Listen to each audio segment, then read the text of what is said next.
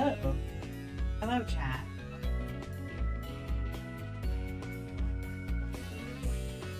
Hello, everyone. Tired. Tired as hell. Thank you for redeeming first, Tiny Satan. Checking in. Satan and Magiternity. Hello, Dale. Welcome to the stream. What the hell is that emote? Trin HPXL. Spin. La Critura. Alright, we're changing the music up. Why do I have two of these open? Alright. We're changing the music up, chat. You know what time it is. Ho-ho jazz. That's a little loud. Perish? I don't think I will. I think I will not, actually. Alright, chat. Let's chat for a little. I gotta update this.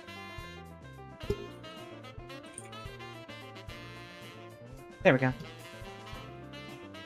God. Fair enough. Yeah. Yeah, I know. I know. Oh, thank you for the— whoa, no! I'm so zoomed in you can't see!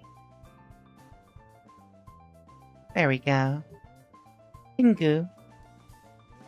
Alright, that means I gotta update this zoom level so that I can actually be on screen. That is subtract? Yeah. I will have my head cut off if I go too high though, which is an issue. Anyway, excited for the event tomorrow? I'm excited! I was telling Serena I'm excited for her. I hope she gets I hope she gets a big turnout. I should probably post the link in some other servers. Like, did I post it in the 30+ VTuber server?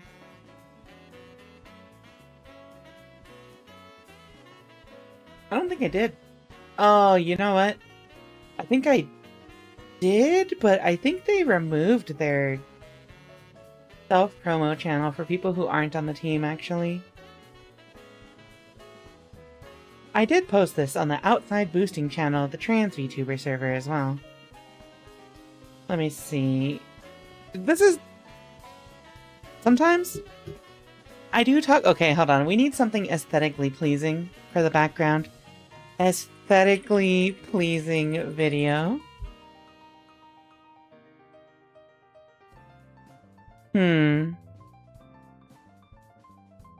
Let's see. What could be— butterflies. Oh, this is 20 seconds. That looks like it could probably cause it. Yo? Stignalis? 1 hour, oddly satisfying videos. Chat. It's time to put more Minecraft parkour.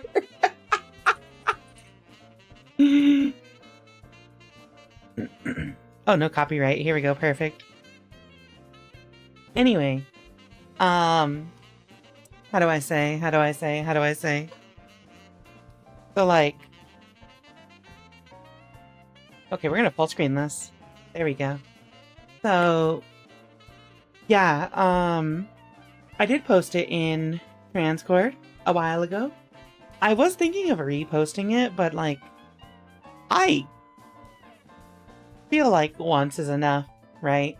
Especially because that channel hasn't had anything newer posted in it, so, like, technically, that is still the newest post, and I'm like, at that point, if I post it again, I feel like that's just obnoxious. Like, I would, if it was somebody else doing it in my server, I would think that's a little obnoxious, but I also have lower tolerance for that kind of stuff than most people, so my opinion is not, my opinion is a little different than usual. Rika, what are you becoming? Okay. Tiny Satan, you don't understand. So, when I was younger— well, no, still, as I was older. For basically as long as I can remember, I always really liked watching, like, parkour videos. Like when people would just like strap a camera to their foreheads and like run around like the tops of buildings and through like abandoned buildings and just like record themselves doing like parkour and like street running and stuff, building running, etc. And I'm just like, yeah, that's sick. And then as I get older, I see a whole bunch of like Minecraft parkour, and I'm like, oh, is this just like parkour but done in Minecraft? And it's just aesthetically pleasing. Though I know that it's going too far because I literally did sit through like a 2-hour movie about Minecraft parkour, so parkour civilization. Personally, at least for a promo channel, yeah, that's what I'm saying, is like, I think there is a difference between like, you know, oh, I'm promoting my event. You know, here it is. And a difference between like, come to my event. Make sure you come to this, when it's not your server, right? When it's not your personal space. If, oh, you know what? Like, I do have to post a reminder in my own server tomorrow, actually, on that topic. I also, well, no, Serena's been advertising it in her own server as well, so, etc., etc. All I can do is share her posts and tell my people to go. I guess that's fair. I think you're fair, Tiny Satan. Yeah, what are you gonna do? Noob. Also, we have our daily tradition. I gotta drink my coffee while we chat. Cat, can you even hear the music? Is the music loud enough?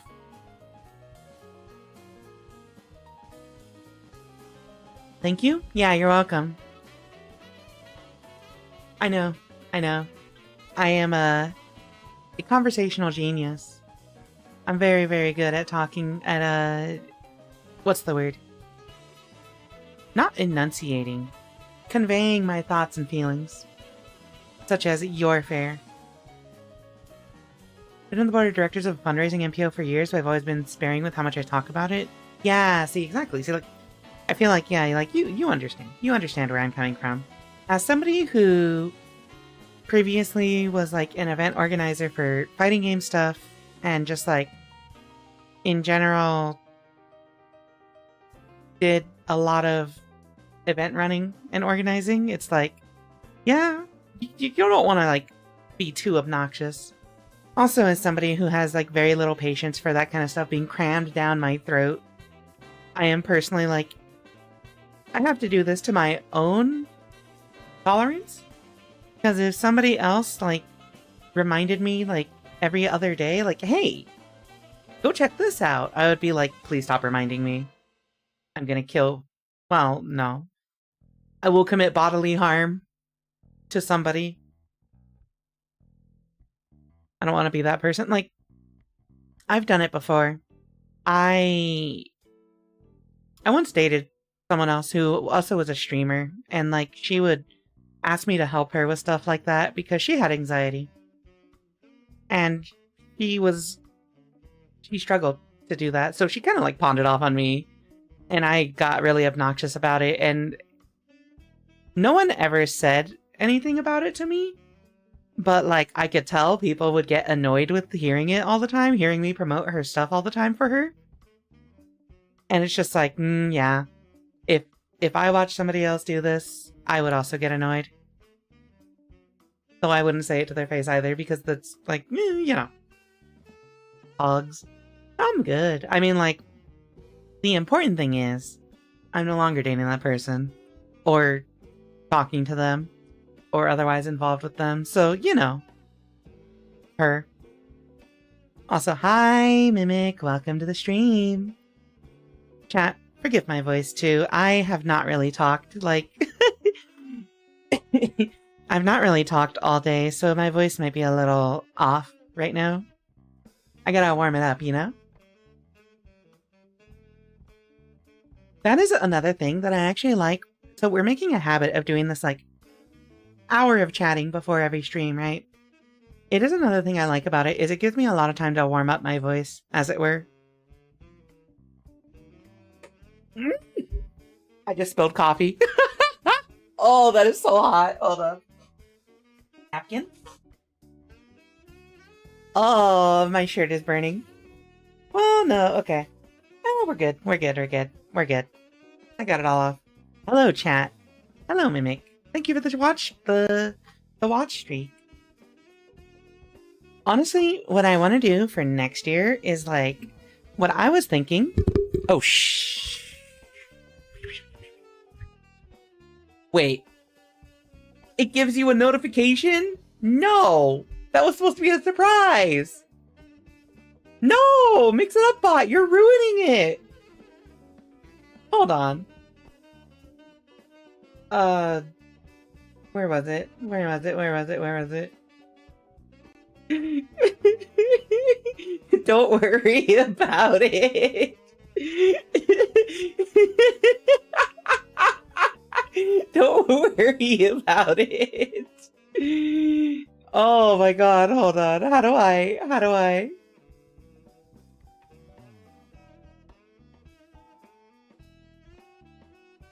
No, how do I get it to not send that notification? Okay, you know what? There's only one thing I can do. There's only one thing to do.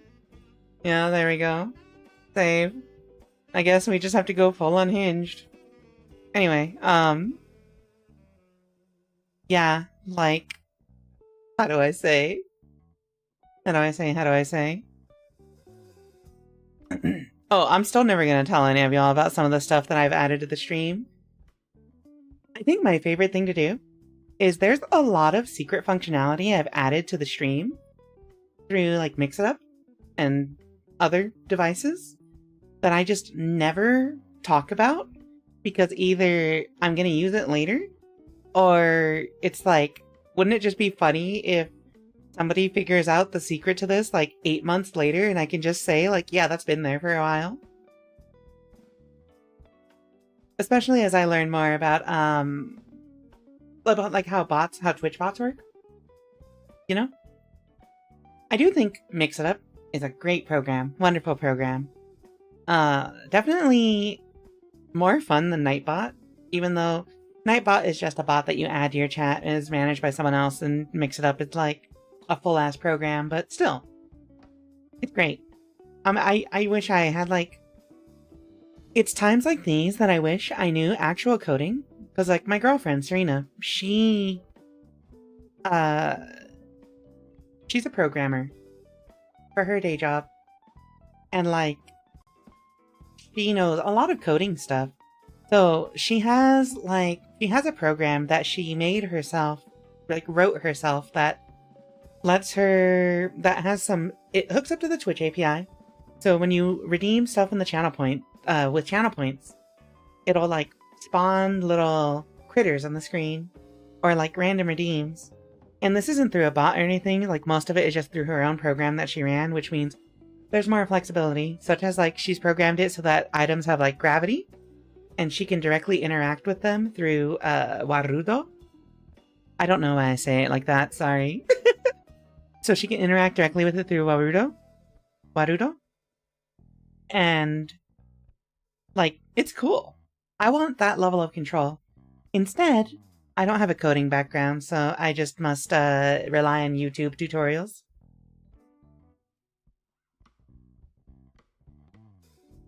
Zawarudo. You know, like the, yeah. Exactly. Oh my god, what does he say? Sekai wa... No, like... Kono... What the hell does he say? Zawarudo speech. Oh yeah! What was it? It was like, Toki wo tomare. I think that's what it was. Toki wo tomare. Yeah, oh, is it Tomai? Thank you, Stab. Hello, Stab. Welcome to the stream. Yeah, Secrets in the Library is great. Also, all the people posting question marks in chat, I'm not elaborating. Y'all can figure it out yourselves. I've had some silly bit alerts set up like that. Need to branch out with Vinyan. I've also heard some good things about Vinyan. Well, no, that's a lie. I have just heard that it exists and that a lot of people use it. I haven't really heard anything good or bad about it. I just, I knew about PRPR Live, and then I think VTube Studio came out shortly after, and I moved to that, and it's just like, well, it's functional. I use Readman. Dale, Catboy time? Oh, is Readman for 3D models? Is it for 3D stuff? That would explain why I don't know anything about it.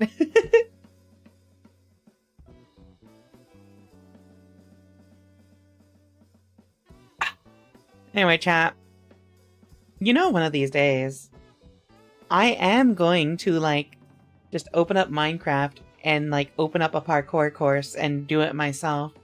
And none of you are gonna know the difference because we're in the habit of putting up fucking Minecraft parkour videos on YouTube. I think Minecraft is, like, secretly, I really like Minecraft.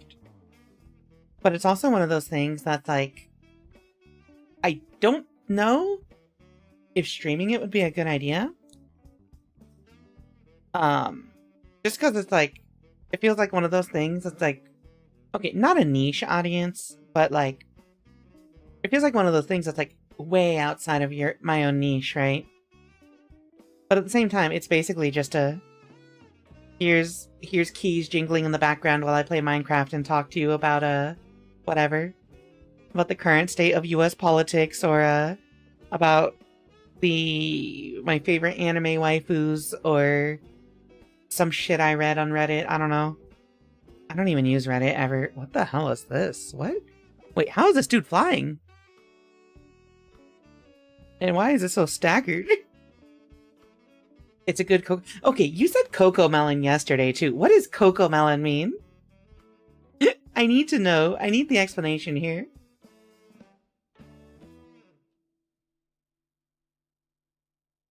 Like, the only time I've heard cocoa melon is, I think there's like a Disney movie?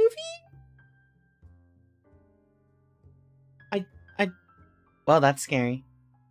I don't know if it's a Disney movie or a different kind of movie, but like, it's a movie. Oh, put this in your TV to distract toddlers kind of stuff. Yeah. It's so funny because, one of the first times I just did like, basically a like just chatting stream this year was, in fact, the background footage was me crafting in Final Fantasy XIV. It was me crafting up gear for me and my girlfriend in case we wanted to raid that patch. We didn't end up raiding ever, but we had the gear in case. I do miss Final Fantasy XIV, however.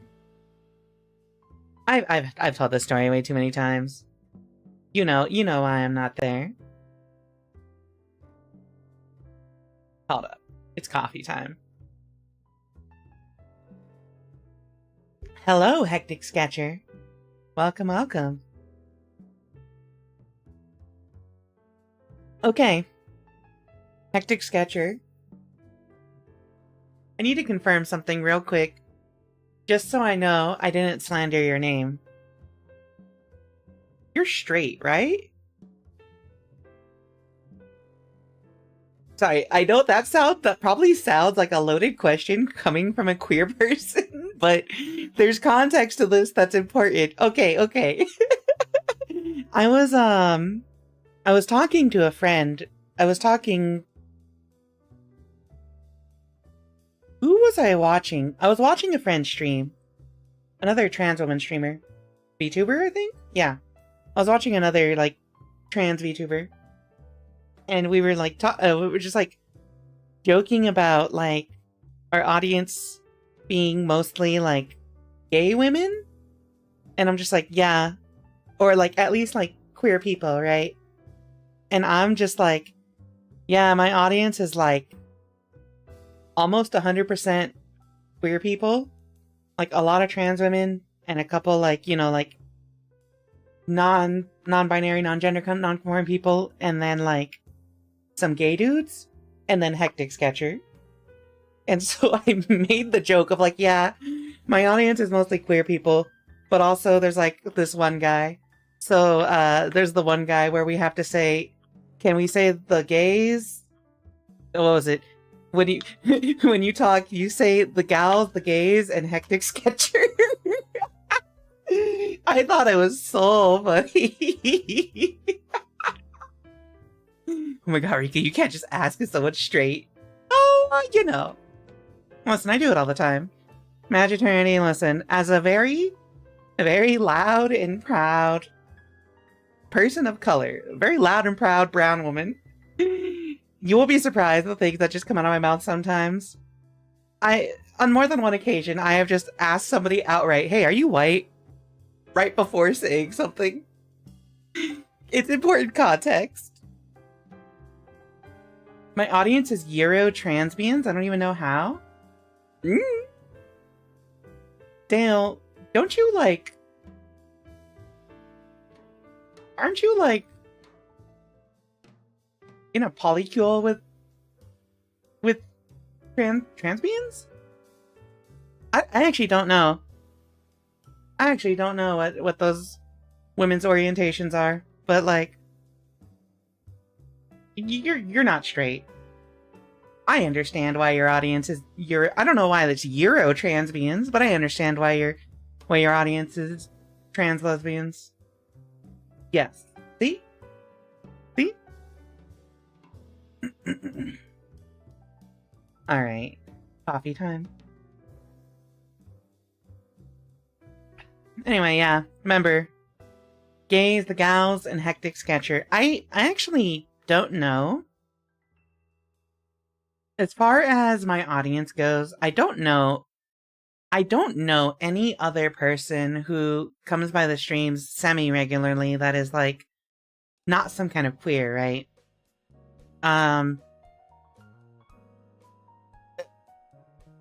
Anyone being any kind of trans is automatically going to disqualify them from, like going to qualify them as queer, right? Like trans, gender non-conforming, non-binary, bigender, whatever. But like, as far as the cis people in my audience go, I'm pretty sure, like, all the cis women in my audience are, like, firmly bisexual or pansexual or whatever. I don't know which one they use for themselves. Well, I think it's mostly just Janu? I think it's mostly Janu. And then, like, of the men in my audience, I do think it's just, like, the main dude that's here is Shab, and he's, like, extremely homo. Clive liker. In fact, it was Shab who kept, like, who would remind me once in a while, like, hey, play Paranormasight. There are very good-looking men in that game. I'm just like, okay. Shab is the reason why we're here tonight, chat. One is very thinly pan? One is fully pan and the other is a lesbian that's dating me for some reason. For some reason. Okay. Well, I'm not gonna make assumptions or suggestions, just I'm happy for you, Oompy. I'm happy for you. Just as a blanket reminder for everyone, by the way, this is an open space to talk about, talk about queerness and gender identity whenever you need to. Just and also the Discord server is too. You ever just need to like need a place for acceptance, you have a home here. I think I might be panned, but I'm too gay to find out right now. Like, Shab, one thing that I've learned, too, is just, like, I think, especially when you're attracted to somebody who is, like, in the process of transitioning, personally, like, sometimes it just happens, right? Like, sometimes you're attracted to someone because they present one way and then they, like, come out or transition while you're still into them and it's just like, huh. But also, when you're monogamous like me, or I think monogamous adjacent in your case. I forget what you said you guys were. Like, you can also just say you're like tardy section. You're attracted to your partner. Like, that's what I say, is like, well, I mean, I am firmly bisexual, but like, because I'm, as I like to call myself, painfully monogamous, basically just Serena sexual right now. Serena romantic? Serena attracted. Well, there's like, maybe like one or two other people I'd consider myself attracted to, but also like I'm not barking up those trees. I'm not doing all that. I will just leave it as a appreciation, a subtle appreciation for those one or two people.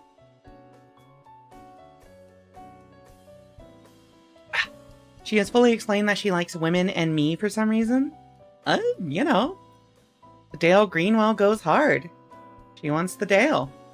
You know, irresistible to lesbians. I get it.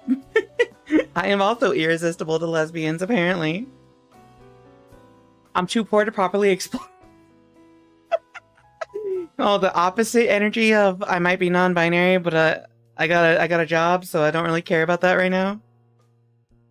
I think what I've learned over the last few years is that labels just don't work sometimes, so I just use gay as a blanket term. Yeah, like, cause like, over recent times, it's like queer women, well, like gay women, just kind of like mostly just use like the terms like sapphic and lesbian, right? And I think like the term gay itself like tends to come from more like masculine, homosexual, romantic, homo-attracted, men-loving men relationships. But also, you can just say gay as in general blanket term for queer, so like, yeah, it covers it. It's whatever. Like you said, the labels don't fucking work. The labels just kind of suck. But it's also like how it is with me and Serena, I think. It's like, we've both got like, our gender presentation is kind of muddy for both of us. Me, because I'm indigenous, Native American, so like it's kind of different from how like a lot of trans people see themselves. Trans femmes. And she's got a whole thing that I don't talk about publicly.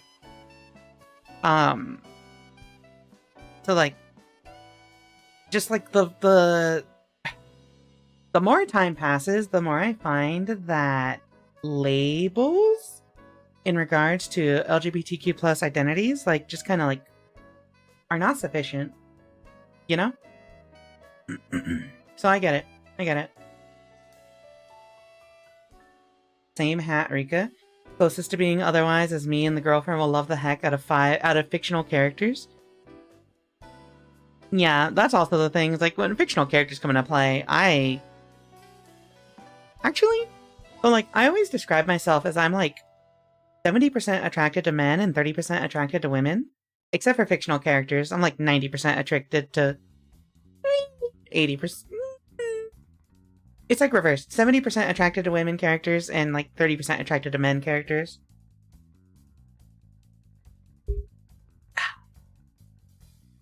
Pangsexual. Alright. Alright. That's foul. Wait. Do you use the word foul to describe a penguin? Is foul only for chickens? Or is foul just like any bird? Does this pun work? I'm gonna make it work. You like a penguin? Yeah, my bad. Penguin's cute. But my fault. Actually, the funniest thing is she is significantly shorter than me in real life. And, she tends to wear a lot of black and white clothing. So, like, sometimes I'm just like, yeah, you are a penguin. In my head. I don't ever say it to her. I feel like if I said it to her, she would She'd probably say newt newt at me, actually, but, you know. Let's see. There can be plenty of muddy misinformation around such labels that can make them worse to us to use too, like asexuality. Yeah, exactly. Yeah, exactly. There's a lot of, like... the issue is, like, with labels, I don't think many people have a, like, concrete agreement on how they want to use them. Like, asexuality to me probably means something way different than to somebody who is, like, actively sex repulsed and stuff, right? Or to, like, somebody who's hypersexual and doesn't understand it at all. So it's like, labels fail us. It's kind of like, how to say. Yeah, basically that. Labels, that's it. Labels fail us. See, the lesbians love a good bartender? Listen, I'm just saying, Dale, yeah. We both dress like bartenders, and for some reason, lesbians eat that shit up. I did get my visual novel start with BA11 Hall A, after all. Tarny is like a good head taller than me, and I'm not exactly tiny. Damn. Oh no. A good head. Yeah, how tall is a head? Me and Serena are like 5 to 6 inches difference in height. So like, and it's like the opposite. I'm not even like that tall. I'm like 5'9", and like steadily shrinking by like 1/8 of an inch every year or something. And so it's like, yeah. 6'0" and Tardy's around 6'3". Yeah. Me and Serena are like 5'9" and 5'4". Newt Newt is even cuter. That's what I'm saying! I love Newt Newt. I love Pingu. Baby penguins are called chicks and nesting. A group of penguins has multiple names. One of them is a tuxedo? Wait, that's great! I love that. Women in suits are just great. See, that's what I like. So like, okay. On the topic of women in suits, it's insanely funny to me because when I was younger, I would look at people walking around in suits and I'm like, oh, I love this fashion. I want to grow up and work like some kind of job that makes me wear a suit so I can just like wear a cool suit all the time. So then I grew up and became an office worker, and like I talked about this before, but like I even like went so far as to like having to like get a tailored suit for like work stuff. Well, for like work social gatherings. And it sucked. I hated it. And I then proceeded to forsake wearing suits and chose the life of comfiness. And then I transitioned shortly after. And now I'm getting back to the point where it's like, I should buy a tailored suit. But like, you know, she, her.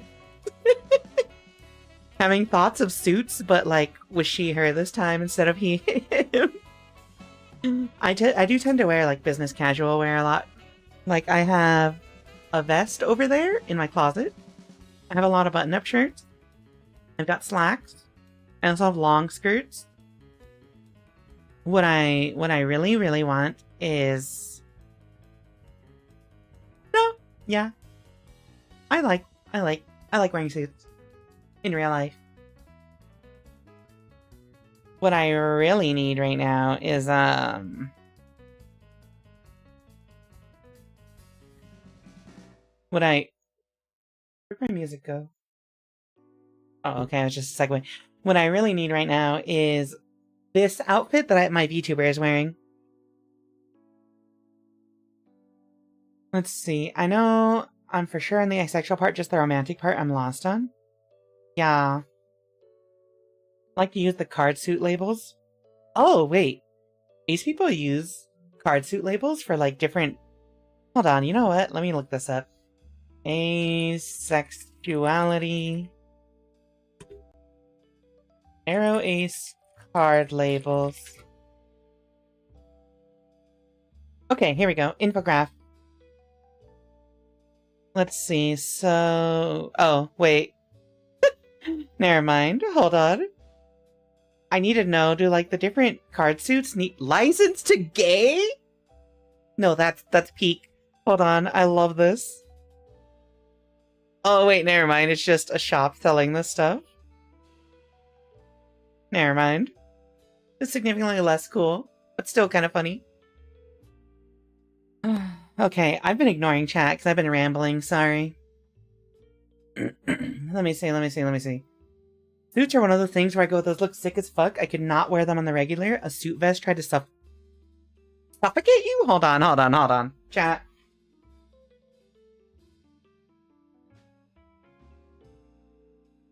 I'm gonna do this just to spite you.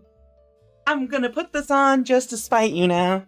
I'm gonna go this whole stream wearing a button-up dress shirt and a vest. Hold up. I wish I, like, touched up my face. Because I would close the damn VTube studio and turn on my webcam and just show off this thick fit. But, I haven't shaved in a few days, so y'all don't get to see that shit. Let me see. A suit vest tried to suffocate me, and even when they don't, they're too stuffy. See, like, here's the thing. Hectic Sketcher, I'm gonna tell you a secret. As somebody who wears suits as a man, and somebody who wears suits as a woman, not plural women. I'm not plural. Not that there's anything wrong with it. That's not my label to claim. As someone who's worn suits as both male and female, men's formal clothing fucking sucks. It's so stuffy. It's so uncomfortable. Meanwhile, I've got this, like, nice kind of, like, puffy pink button-up shirt, and it's, like, it's so roomy and light, and it's so comfortable, and I love it. It makes wearing, like, suit stuff so much more easy. Romantic orientations are a different set of spectrums? Okay. You were talking about most formal clothing is really easy to fuck up. Like, have I ever... Oh, you know what? I actually have a picture. Of myself wearing this. I can show you the outfit I'm wearing. I just have to find it. Where is it? Where is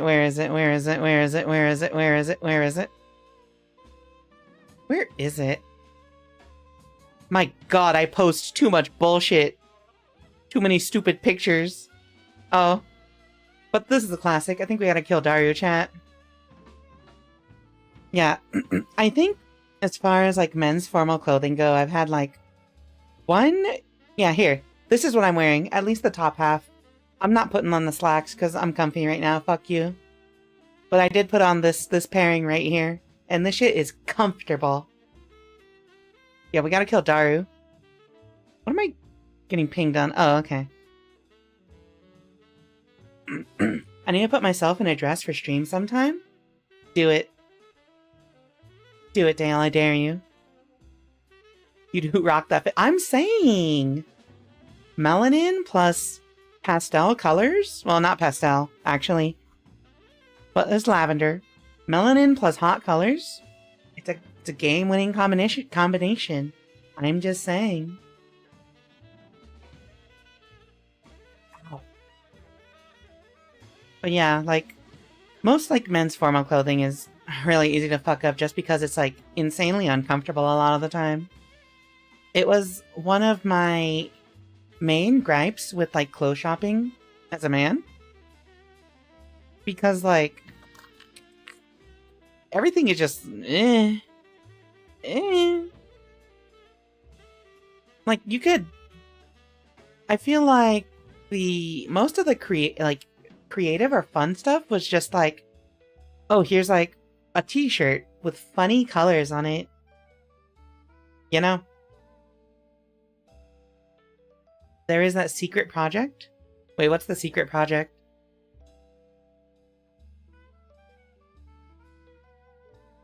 Dale, what is the secret project? I need to know. Please tell the stream. Okay, you know what? You know what, Hectic Sketcher? Oh, you know what? No, actually. Hold up.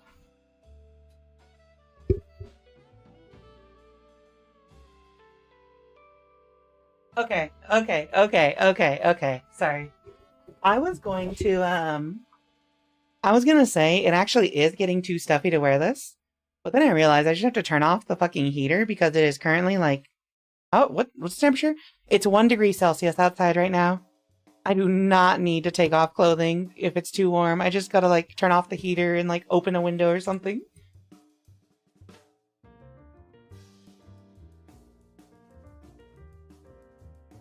Give me 1 second.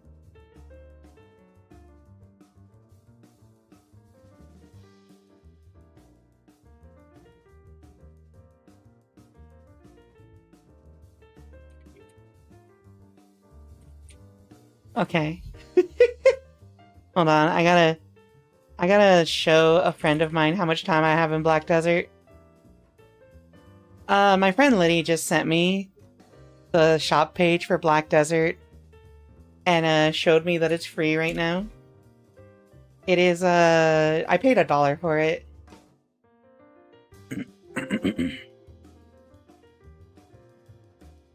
A lot of it is just based on a very thin body type, and unfortunately not many folks rep fashion with people with meat on their bones. Yeah, that is like the biggest problem of it. Like, before I transitioned, a lot of men's fashion was definitely like based on like, you know, you have broad shoulders and you don't have a stomach, basically. And like, it's not the body shape that I want to rep, right? But like, that was like all of it. All of it was like strong shoulders, flat front. And it's like, no. Give me some shit for like either comfy, like baggy, or like give me some stuff that'll at least like give me some curves, you know? I'm wide, not super wide enough to block off a door frame though. I'm just like pretty overweight. For health reasons, I'm trying to lose some weight. Well, at least try to build up stamina. Even if I don't lose a ton of weight, I'll feel better if like I just get myself fit again. I have this thing where I have been overweight my entire life. I don't know what my face looks like or my body shape looks like if I were to be thinner. And so like I want to lose weight for the sole purpose of seeing what my body and face look like. And if it still sucks, I'll just, I don't know, just gain weight again and be chubby. Because at least I'm cute when I'm chubby. But at this point, I'm trying to min-max my body shape for science.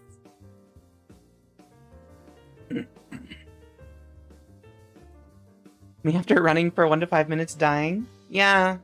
I don't know, like, I think I might have asthma or something. Because every time I start running, I just like, my lungs I feel a sharp pain in my lungs. And I'm just like, is this just what it feels like to be out of shape? Or is this actually asthma? I'll never know. Chat, here's what's gonna happen. We're gonna do an IRL stream Monday, and it's just going for a jog together. I'll strap the phone to my chest, and we'll just go for a jog through through a park. I don't want to show y'all my neighborhood. I don't care that y'all know I live in Pittsburgh, Pennsylvania, but like, I don't need y'all knowing my house.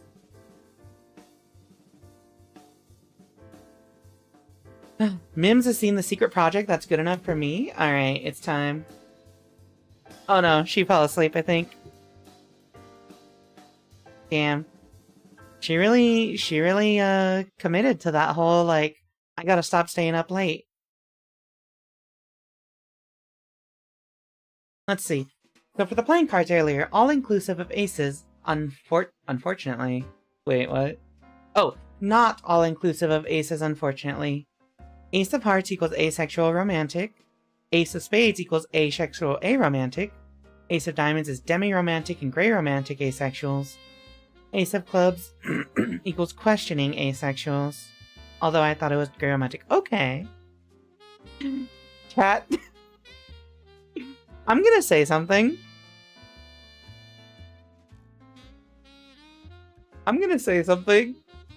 Please don't be mad at me for this. Please don't be mad at me. I understand if you want to hit me or something for what I'm about to say. But when we said playing cards, my first assumption was it was going to have something to do with Homestuck. I'm sorry. My brain is a little rotted.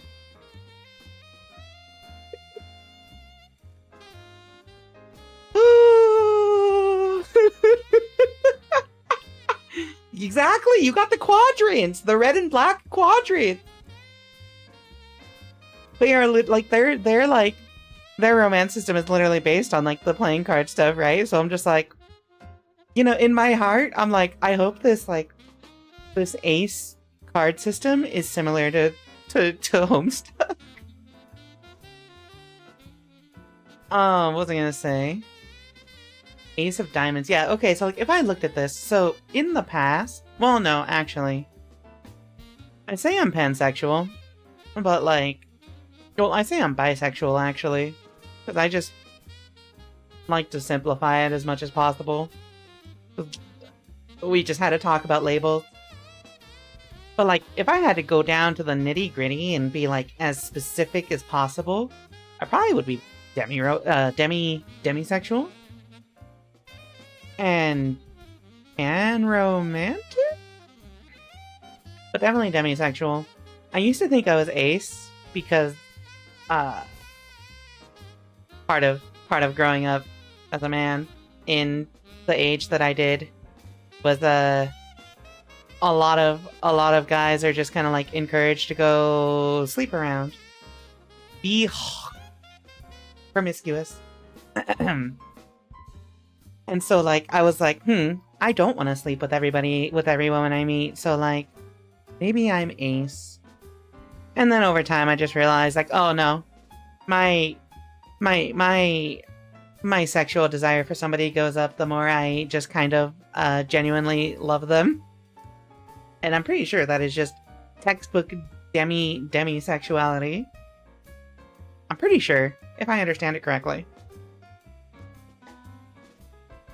Jail, right to jail. Dale, can't send me to jail. You're like 10 years too early.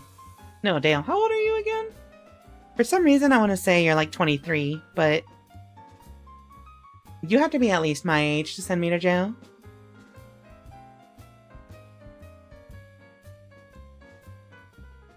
Oh, dearie. Yeah, I'm all for it as a Homestuck fan. See? I knew somebody would have my back.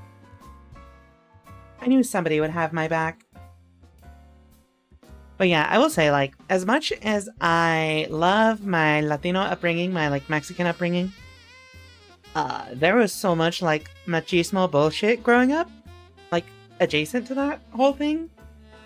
And so it's like, not really a fan. When I was younger, I used to joke that I was a little whitewashed because of that type of thing, but I grew up and I learned better. Basically. And now we celebrate our culture with without reinforcing the stereotypes that I dislike. So hold on, I have messages. Okay, I'm ignoring these messages. Chat. Wouldn't it be really funny if we constantly use the Minecraft parkour as a backdrop for these just chatting streams, and then we literally never stream actually playing Minecraft? Admit it. How many of you would come here to watch Minecraft? Probably all of you. Because a lot of people in my audience just say, like, yeah, I kind of don't care what you're playing. But, like, at that point, I'm just gonna yap. I can't lie. Did you get hit with the random DMs from people with accounts made a day ago? No, it's random DMs from friends of mine. Which is, you know, I don't DM, I don't like DMing people a ton. So it's like, basically the same thing. I can't lie, I tune in. Tiny Satan, I think you would tune in for anything. Like, no offense. I feel like I could put on, like, the 10-hour RuneScape video watch-along, and you would probably tune in. The one thing I do want to avoid is streaming fighting games again. That's, like, the only thing I'm trying to actively avoid. No, no shade to, like, the fighting game community or anything. You know, I did my time. I was in that community for, like, 12 years. But fighting game viewers, people who watch fighting game streams, like, do not like to watch anything else, and also, like, do not like talking in chat. So it is a very, like, uninteractive type of thing to stream, and that frustrated the hell out of me for years. So, you know, that's the only thing I'm trying to avoid, but I'll probably just stream like anything. The only things I didn't tune in for was Apex. Oh, understandable. Understandable. I don't know if I'm gonna get back to streaming Apex. Like, it's really fun streaming with friends like that, but like, I don't know. Apex is really fun, actually. It's like still one of my favorite games to play. I kind of just don't feel like streaming it. Like, if I wanted to continue playing it, I would just completely do it off stream, you know? Kind of the same thing with, like, Stranova. Me and my girlfriend have been playing, like, a ton of Stranova lately. Like, ever since we both tried it for the first time, we have put in 45 to 50 hours into it already. And it's like, it seems like the most no-brainer, like, yeah, let's stream Stranova together, but my urge to do that is kind of low. I like the flow we've got into. I like the flow of just like, we have these chatting portions, we've got our stories that we want to read, we've got some horror games we'll do, and then just like whatever else comes up, you know? I think we've got a good vibe here in the chat right now. Apex might be dead. Sorry, chat. For those of you who did like watching. Also, the secret is, like, nobody came to watch the Apex streams, and even when they did, like, nobody talked, so it kind of killed the vibe. Let's see. Can't wait to see Rika turn into a randomizer streamer? I would play a randomizer game, honestly. Okay, so I think there's, like, I once saw a speedrun for, like, Super Metroid and A Link to the Past, where it was, like, both games are randomized, but they're also, like, tied into the same thing. So, like, you can pick up items from one game in the other game, so you would swap between them, and the speedrun was all about, like, trying to complete them both like that. So, like, you would, like, go get, like, the Hero's Bow and Master Sword in Metroid, and then go use them in Zelda, and go get, like, Metroid power-ups. And I think that's cool. And I think a co-op stream of something like that would be sick. But essentially, I would need to convince Serena to do it with me. Or someone else. But I would like to do it with Serena. It's a toss-up, I feel. You either get a quiet fighting game chat, or you die to mix because you looked at the fighting game chat. I'm okay dying to mix. Listen, if you followed me back in the fighting game days, you know, I am literally the walking definition of do it for the bit. Hey chat, wouldn't it be funny if this worked? Reversal DP into meaty DP. Hey chat, check this out. Empty jump, super. You know, I'm that kind of player. It's actually really ironic. I one time did guest on the online local who was running, like, they run their, like, weekly twist brackets. And I was a special guest on one of them. And so, like, they would go up on stream, or, like, they would stream the matches that we had, and they'd be like, "Oh, Rika, you can you don't have to keep talking while you're playing. Don't worry about it." I'm like, "No, I have to. I literally cannot. I cannot focus on fighting games unless I'm talking because I only play these while I'm streaming. It's just a habit." I'm gonna do one of those streams where you emulator swaps between games every 15 seconds. That would be sick. However, it is ad break time. I'll answer some of these questions when we come back. But you know what time it is.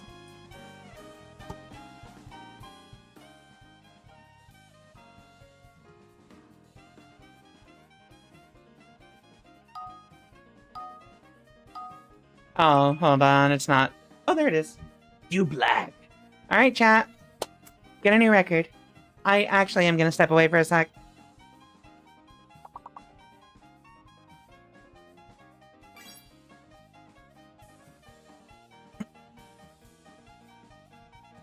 Lube.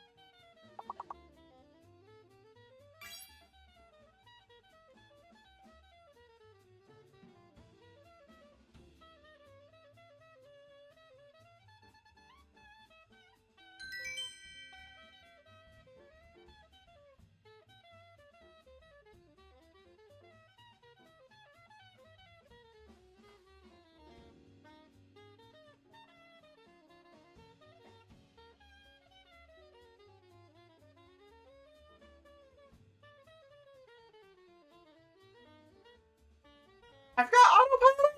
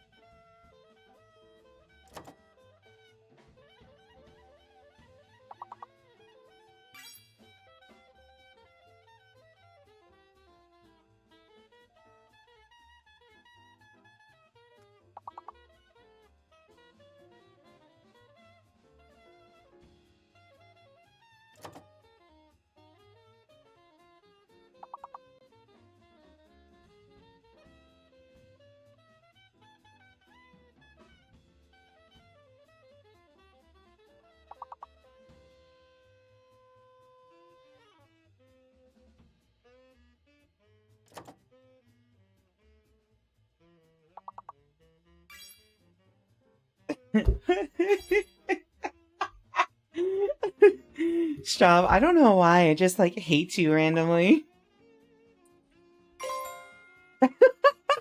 Why does it just hate you randomly? I don't get it.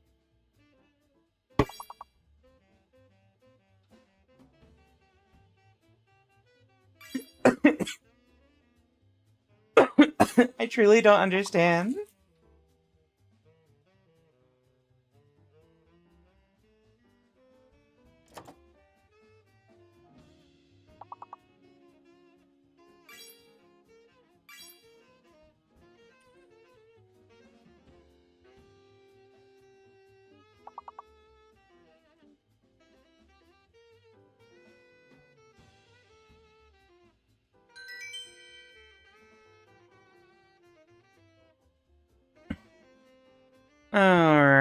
Hey, chat room.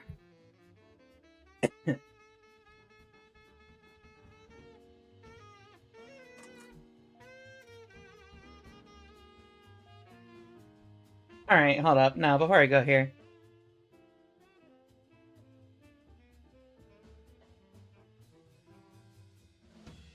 Let's chat for just a tiny, teeny, tiny little longer. Cause I got grapes that I gotta finish. There was something that was addressed. Oh, right. Someone asked a question. Let me see. The only time I can change drive is because I play Faust. True. But also, I played Leo, so like, there was less active thinking when I played Strive. Split fiction. That's what it was. So, when we did our stream watching the Game Awards, I saw the Split Fiction trailer, and I'm like, I love these kinds of games. I want to play them. Serena, stream it with me? I could not get her to say yes. I don't know if it's her vibe. So, I'm going to try to convince her. And if I can, we'll stream it. But if not, I might just grab a friend, because I had another... Liddy also, like, seemed interested too, so... if I can't convince Serena, me and Liddy will probably do it. I probably would just have to ask Liddy, like, hey, want to do Split Fiction? And they'll be like, yeah. You know. It does look cool as hell, though. Also, I completely forgot YouTube chat. Hi, Lily! On YouTube. I gotta add this to my OBS real quick. What? Fair XD. Alright. Alright, chat. It's time. Let's get to it.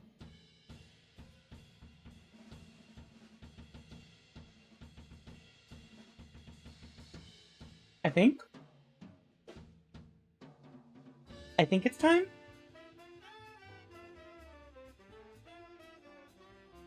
Where is... Oh yeah, chat. I am considering streaming Strinova sometime.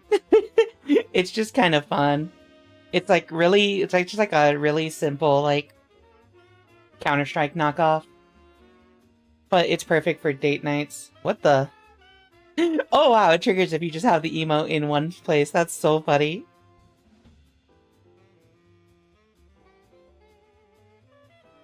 Alright. Let's do this. You? Me? You did that? I did what? I didn't do anything.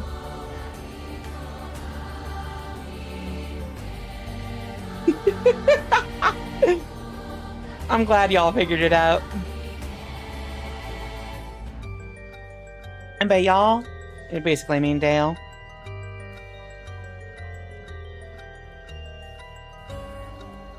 Wait, huh?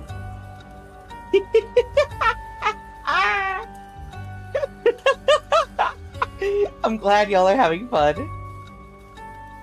It's so funny. Because, hold on, let me put this away so it doesn't go bad. Maybe we're back.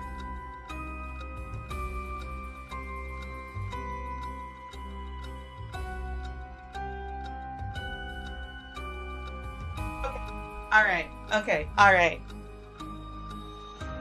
It's so funny.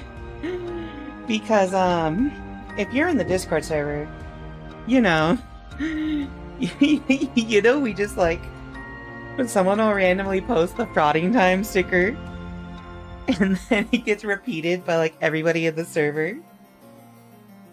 And it's, like, the running joke. So, like, we had somebody who recently started coming to the streams regularly. She like, recently started showing up to these streams pretty often and chatting. And then she joined the server, like, was it yesterday, I think? Yesterday or Wednesday, I don't remember. And immediately somebody greeted her with the frauding time sticker. And then people started, like someone else, like, redid it, and then another person, and just like, This is just how we're gonna be greeting everyone to the server from now on, I guess. You know? Thumbs up. Prodding time. Alright, chat, you know what time it is. PARANORMASIGHT.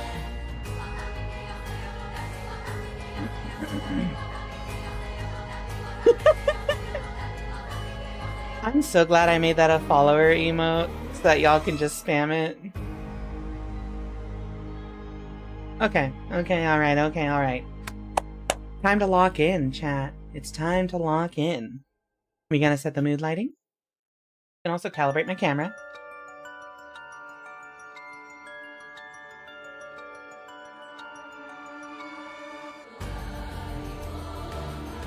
Time to lock in, set the mood lighting. Drink us down. Hi, Emily Asher. Welcome to the stream. Y'all are having so much fun with that. Oh my god.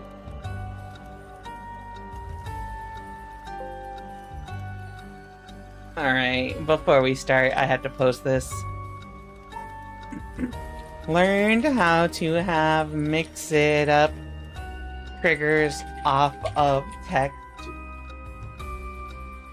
Learned how to have mix it up right replies based on text triggers, and my stream is enjoying it.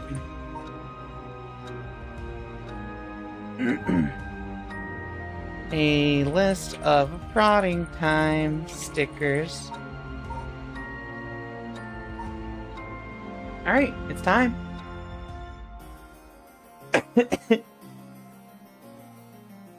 Visual novel. Okay, chat.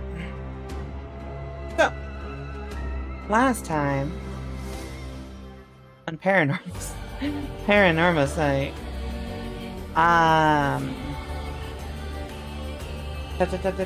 talk to me. Yeah, so we'll get the summary here.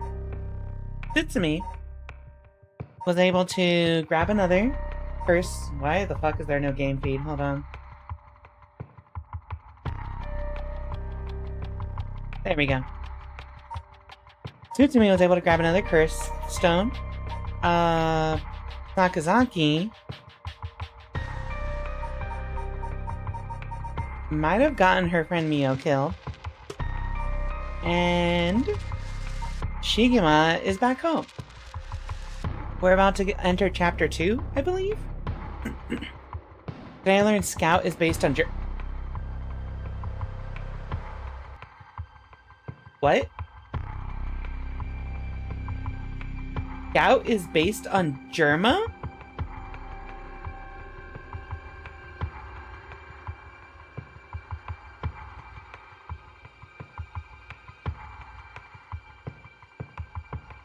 Doesn't Scout predate Germ? Well, no, Germa's not that young, but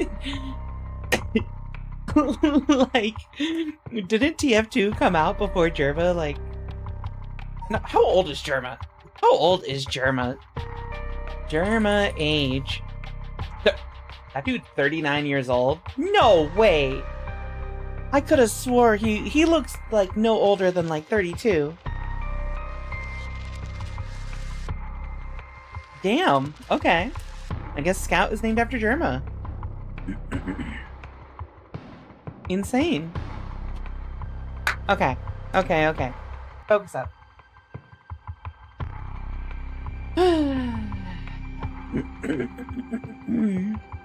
Oh, he used to be a TF2 streamer? Oh. Okay. Well, that's kind of cool. It's an honor of the highest degree to have a character named after you in a game you play.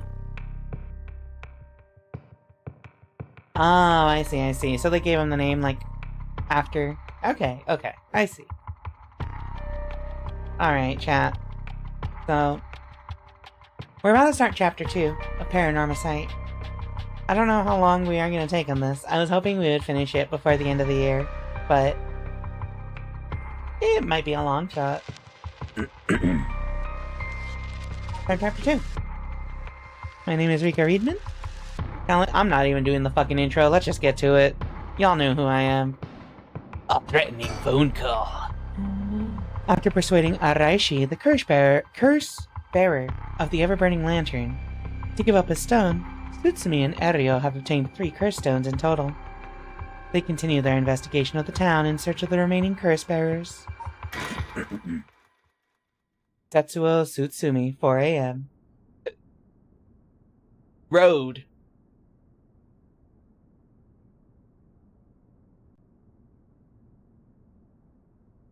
Well, with this, we'll have visited every place connected to the 7 mysteries.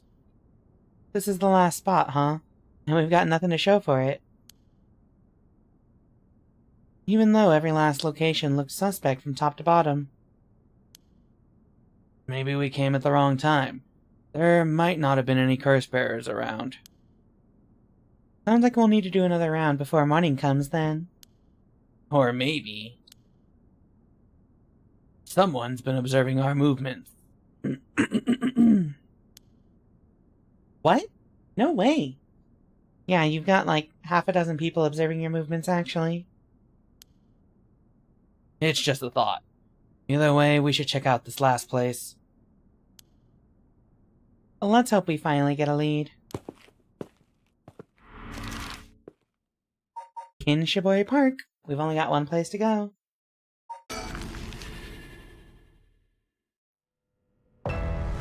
Kinshibori Park. Okay. Whoa, whoa, whoa, what the hell is this? Is he dead? Damn it, we were too late. Was this a curse too? Hang on, I'm gonna call this in. I'll leave it to you. I'm gonna take a look around.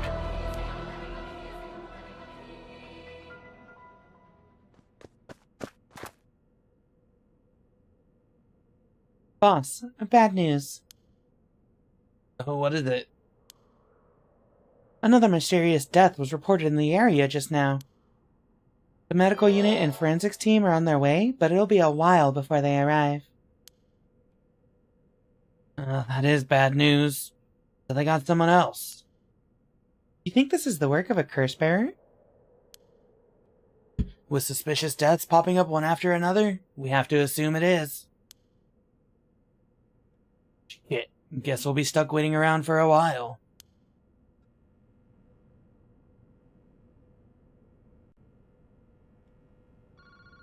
Goodbye, Shogo. Huh? Boss, that phone is ringing. I'm not gonna answer a mysterious phone. He seems distracted by the phone. The phone booth seems to be ringing. I didn't even know these could receive calls. Boss, the phone. What about it? It's ringing. It sure is. Aren't you gonna pick it up? Huh? Oh, why would I? Why wouldn't you? It's super suspicious.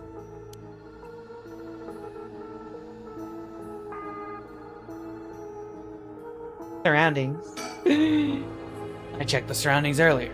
There were no signs of a curse bearer or the echo around. Curse echo? Or any curse echoes around. The ringing of the phone is the only sound cutting through the quiet park. Oops. What if I just don't ever check the phone? A young man in his 20s killed in cold blood. He's definitely dead, but I can't quite discern the cause from what I've seen. There are no obvious external wounds, but what is that leaking from his mouth? Water? Fine, I'll check the damn phone. Wait, chat, we can just ignore the phone? Entirely?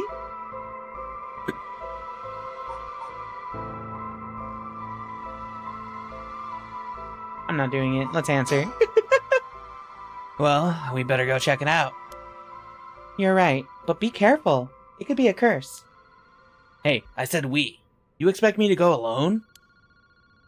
You're the one who's tough against this stuff. Don't worry, boss. You can do it. Go on now. Damn it.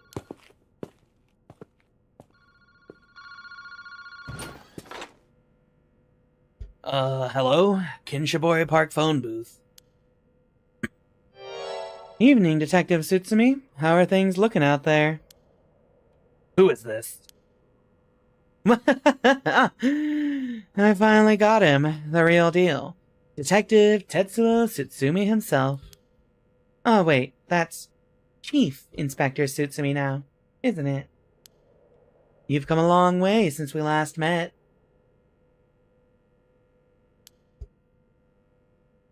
I asked you to identify yourself. Man, have you forgotten already? After all the time we spent together. What a time that was. As I recall, I gave you quite the runaround. Wait, is this... Fumichika Nejima? What? Did you say Fumichika Nejima? Like the one from the Nejima murders? Ding ding ding, you got it. I had a feeling the great Chief Tsutsumi would remember me. I spent 20 long years in a cell thanks to you.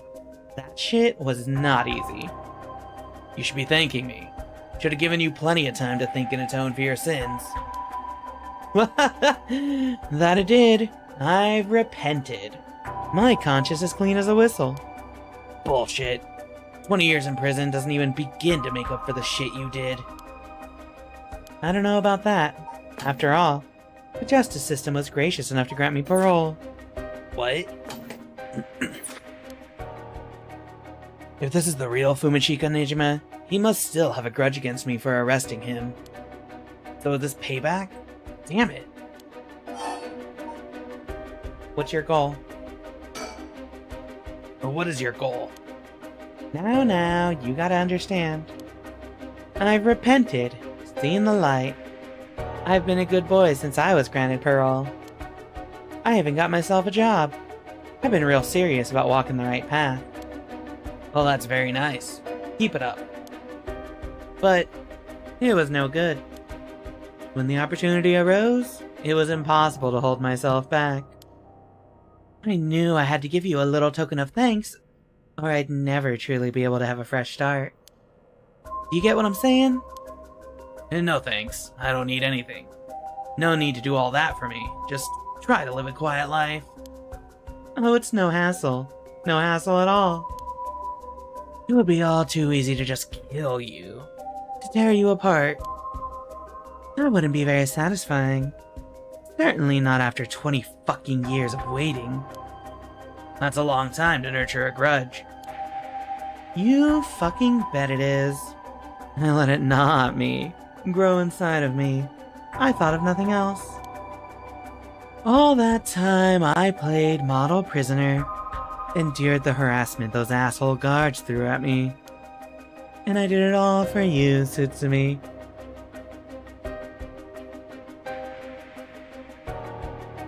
Cat, is this Yaoi?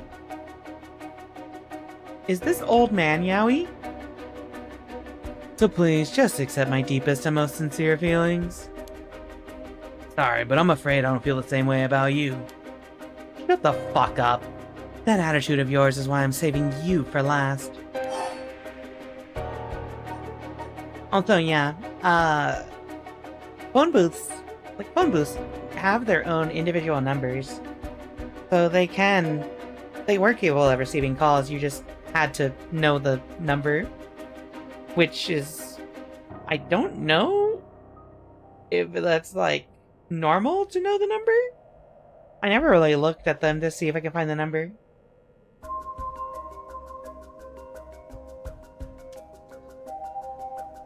Also, hi Lily, welcome to the stream on Twitch.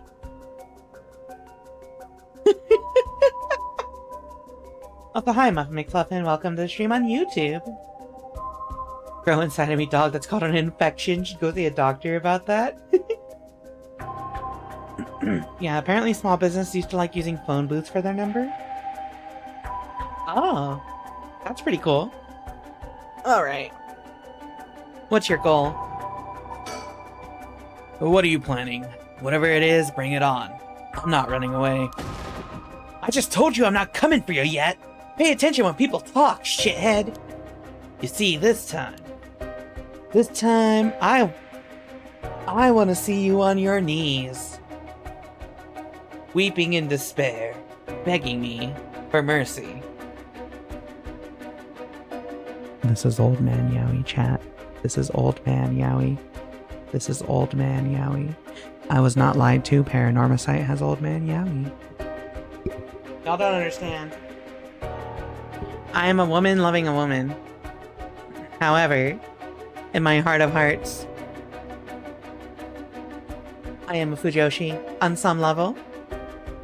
Old Man Yowie, go!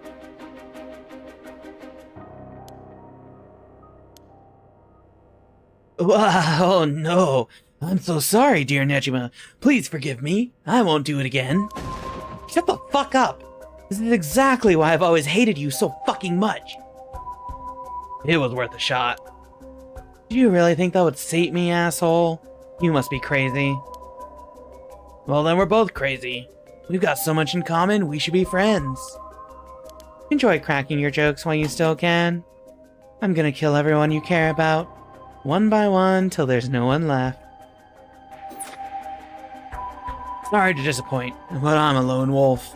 I don't have anyone like that in my life. Boss? What about me? Ario, how the fuck did you hear what he said on the phone? Or wait, are you just trying to protect me? There's not a single person you care about? I wonder what your sweet daughter would think if she were to hear that.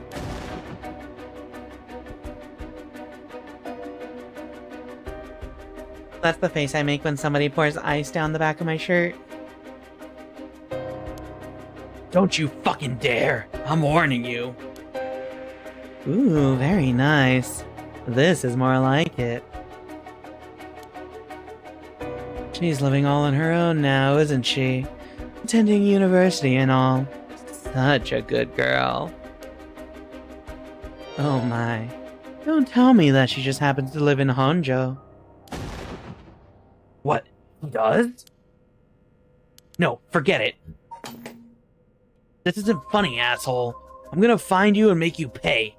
I love it. Keep going. I want to hear you lose your mind.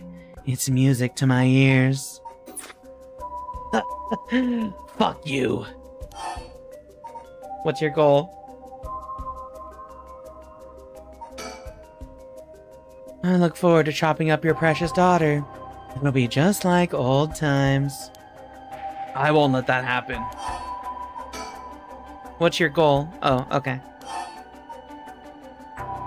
How did you find me? Oh, wait, hold on. There was a question? Yeah, you planning to kill Ario? Please kill Ario? That's what... No, I like Ario. Ario can live. Why are people pouring ice down your shirt? I mean, there was the ALS challenge, but also for fun, mostly. Well, when me and Basil were living together, we would do it to each other, and it was really funny. Accidental splash damage. Oh, okay. How do you know where I am? That's my favorite part. The sound of confusion in your voice. It's to die for. This is delicious. I can't get enough. I'm not telling you shit. Have fun racking your tiny little brain for it.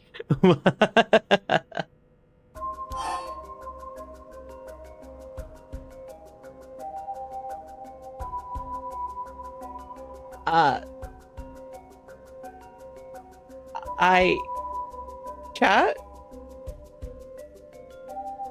This conversation is so, like... You know? I actually love it. There's so much tension here, but also like I said. Fujoshi brain. Stop shipping them? No. Never. Rika keep shipping them? Oh. I wasn't lying. Yeah, old man Yowie. They're not good for each other. They're not. But that makes it even better, doesn't it? Ship them harder? At least it's not a 999 ship. Yeah. At least it wasn't the Zero Escape ship where I accidentally shipped the guy with his daughter from the future. I hated that. I hated that so much.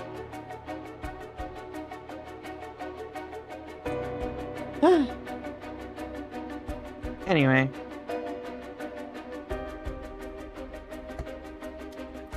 I will hold on to this old man Yowie.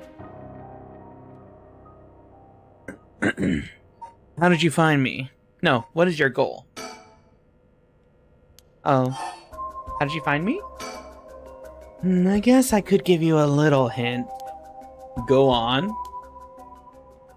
Well, you see, I have the one-sided read. Hmm? Tsutsumi, you have the Evergreen Beach, no? Nejima! You're a curse bearer? You're using the power of the curse. Indeed. And what a peculiar curse it is. But that's where my hints end! God damn it. Curse Echo couldn't have fallen into worse hands. Ow. What is your goal? One more thing we should discuss. In fact, it's the most important thing. I thought you were finally gonna shut up. I'm already sick of you, so I'll pass. Oh, but you don't want to miss this. It's the main course. I could just go after your daughter, but something tells me you'd get bored. No, I'm good.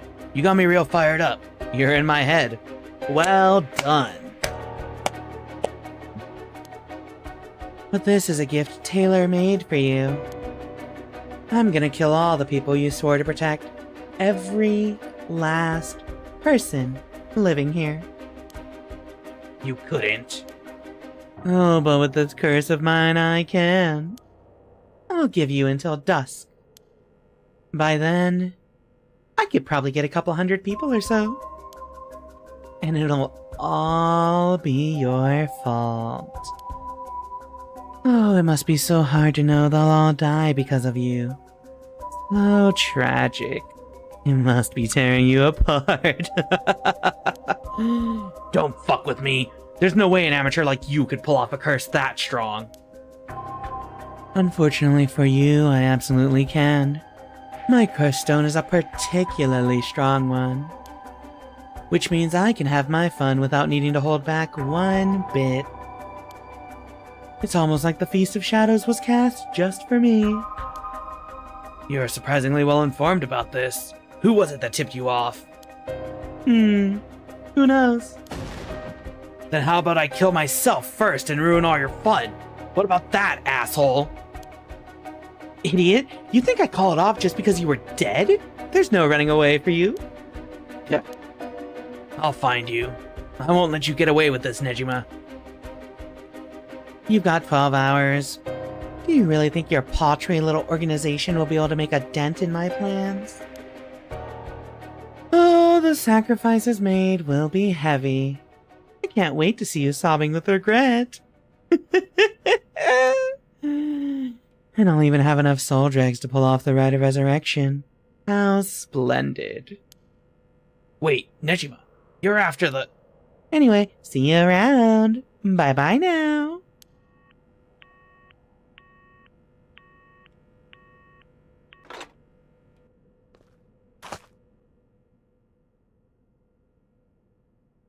Okay, but can you imagine being so enamored with somebody that you cause a mass murder just to annoy them, and then you kill them, and then you bring them back to life with the power you got from killing them to kill them again? This is the doomed old man Yowie that we've all needed in our lives. It was a Wario laugh. We love Wario.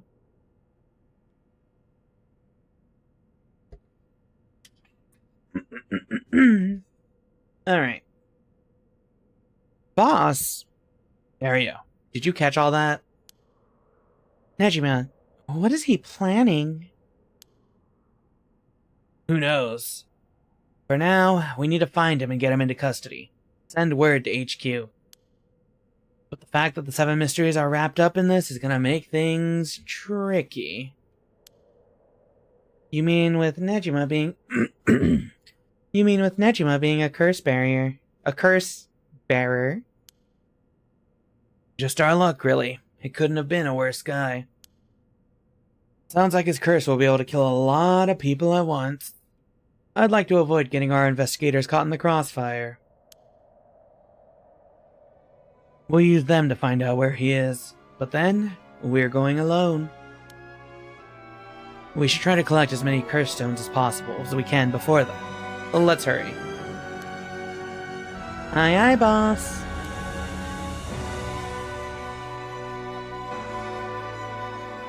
Later, it was reported that a total of 3 suspicious deaths were discovered that night. Nejima's threats, along with the curses, were kept secret from the general public. However, the Honjo serial killings still made international headlines following the death of police officer Hajime Yoshimi. At Tsutsumi's request, a large-scale investigation was launched into Fumichika Nejima's whereabouts. Tsutsumi and Ario themselves spent the rest of the night looking for curse bearers in the area, but their search ended in vain. And with that, the curtain closed on that cursed night. 12 hours to sunset.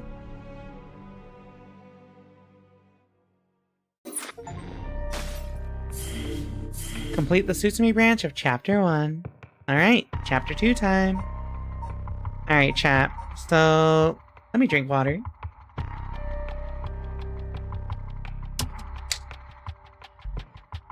I am very vastly more interested in Tsutsumi.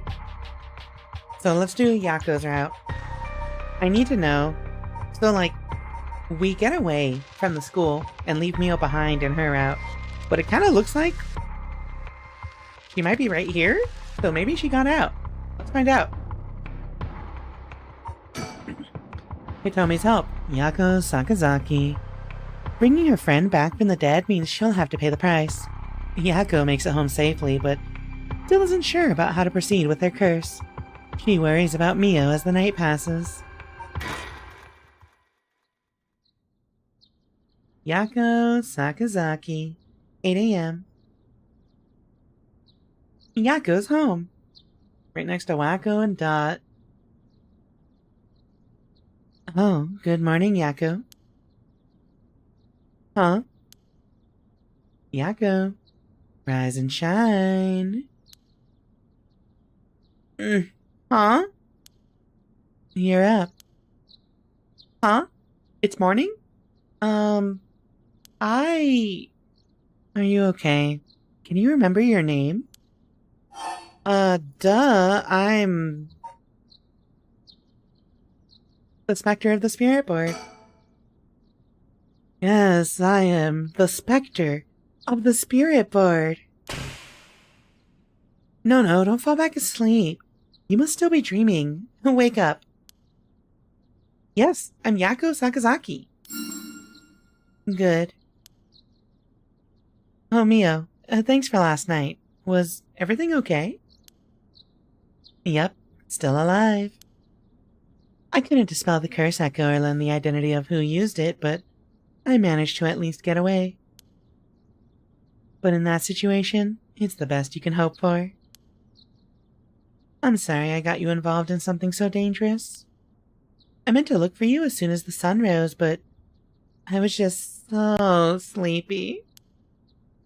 I can't even remember when I fell asleep. It's okay. It's only natural to be exhausted after what you went through. Besides, I also feel bad that you've been wrapped up in all of this. It's supposed to be my job to prevent that from happening. Oh yeah, you said something about last night. Just who are you exactly, Mio?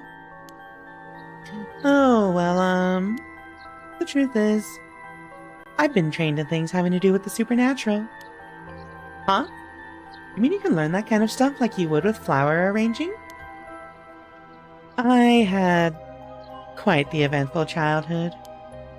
Huh. That sounds like it must have been tough. Yes, it would take a long time to explain, so let's leave it at that for now. As fate would have it, I've ended up as the apprentice, or maybe more like assistant, to a notable paranormal expert. Schools have always had more paranormal disturbances because young people tend to be more susceptible to these things. I am sent to schools that may experience something paranormal and put a stop to it before it happens. Wow, that's amazing. So it's like a part-time job you do while also being a student. Well, I do help maintain public order, but it's all part of my training, so I don't get any money. Oh, you've got it rough then, but still, that really is amazing. You were so cool when you faced off against the evil spirit. I never know if I should be happy when you compliment me like that. But anyways, that's why it's up to me to resolve any paranormal issues at the school. And why I'm going to look into the cause of all this. But for now, let's head to school. Yeah. Oh, do you have your curse stone? Now that it's daytime and its power is diminished, I should be able to hold on to it. Want to give it a try? Right. I do have it, but... Yako. Is it really so wrong? Trying to bring Michio back, I mean. I can't approve of it. The rite may seem like a dream come true, but if it involves taking the lives of other people, then... Yeah, true. I want to make sure this whole ritual ends without anyone getting hurt. That's what I believe and what I'll put before anything else. Chat. Can we get some colon-O in chat? Yeah, that's the colon-O face that literally every character keeps doing. It's funny. Okay.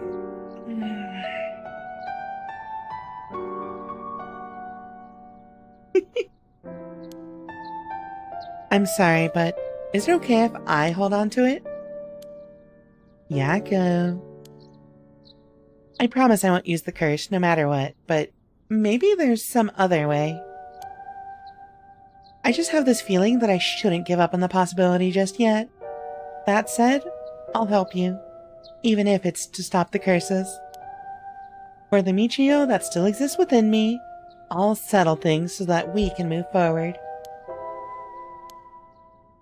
Okay, but if you ever feel in danger, you can give me the curse stone at any point. Alright, thank you, Mio.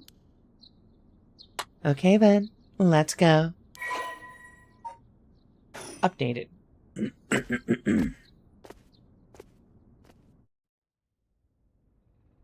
Yako Sakazaki, 8 a.m. Once again. Komagata High School front gates.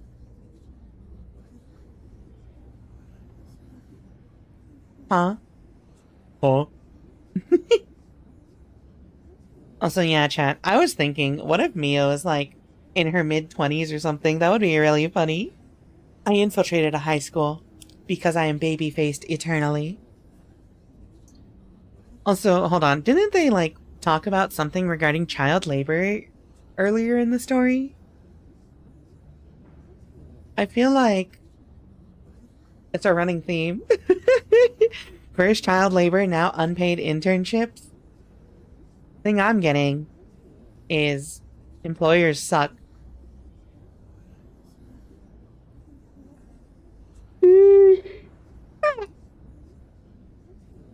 Alright. Huh? I thought it unusually noisy. There's a big group of people and police in front of the school. Did something happen? If the police are here, then something must have. I'll go ask. Thanks.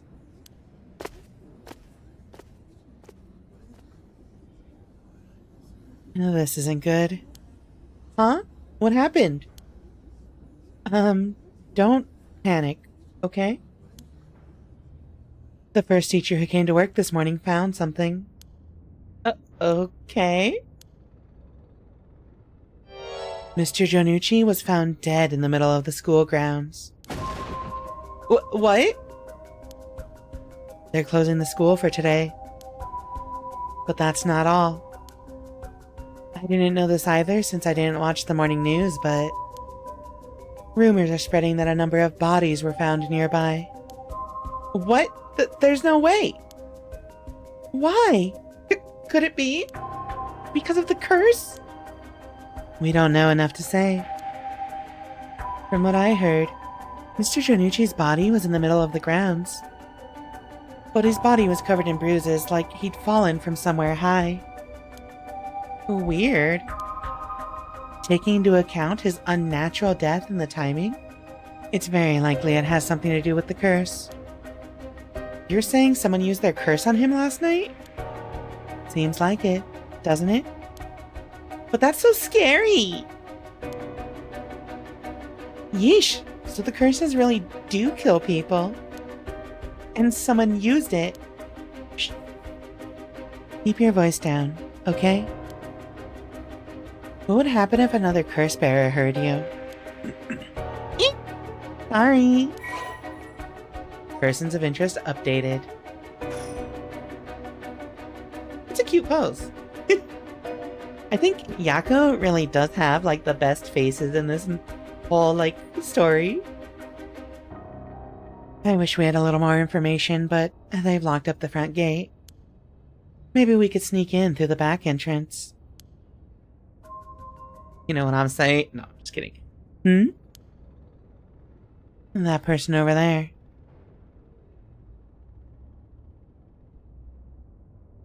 You talking about the only person who's not a faceless shadow? Isn't that Hitomi Okuda? You're right. That's unusual. She actually has texture and depth. Oh, but she was at the school last night too. She must know something about Mr. Jonucci. Let's see what she has to say. Oh, Mio, wait for me.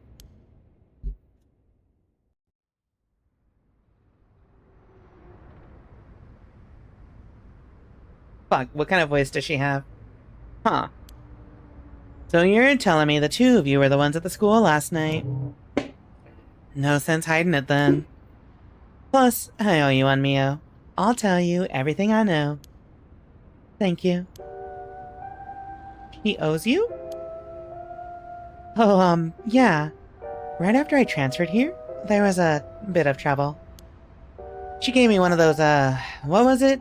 Oh, exorcisms. Huh, so that's what it was.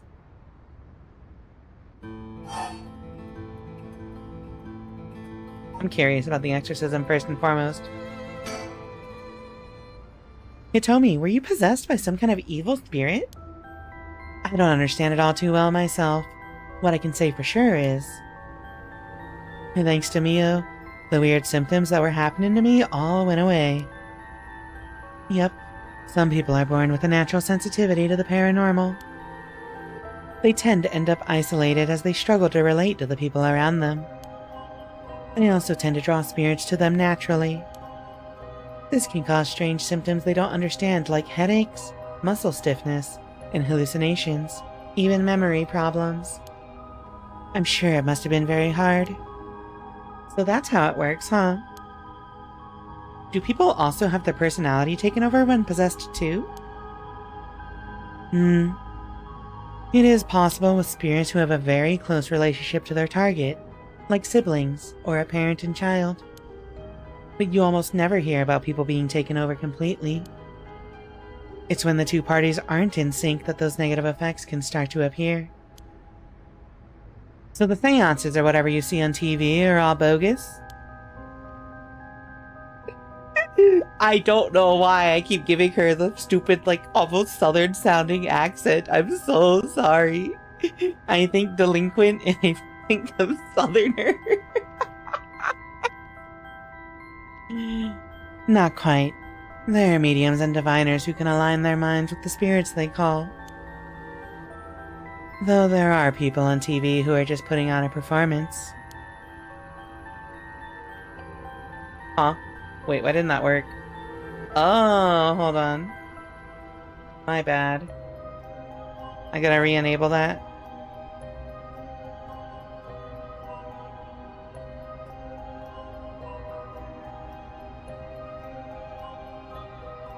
Alright, Dale, you got scammed, right?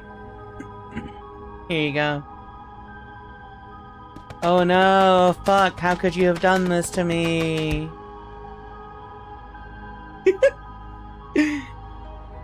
Yeah, okay, that's what it is I see her look, they always have these characters. What the fuck? I don't have a time limit on that? Wait, you can just do it over and over again?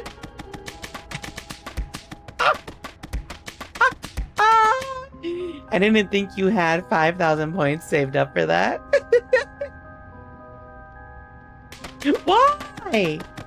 Why are you all abusing me? Oh my god.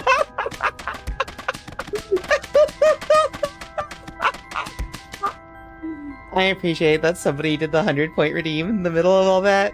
What the fuck?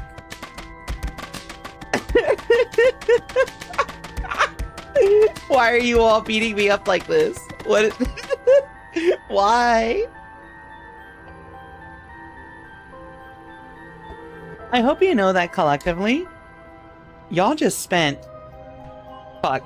Y'all just spent, what? 15, 30, 45, 60, 75, 90, 10,500, 10,000, 12,000, 15,000, 16,000, 16,200 points for that, collectively. Oh wait, the first one also. 17,700 points. It was worth it? You are worth it? I'm always worth it. What the... Alright, buckos. Alright, buddies. Alright, children. You better watch yourselves tonight.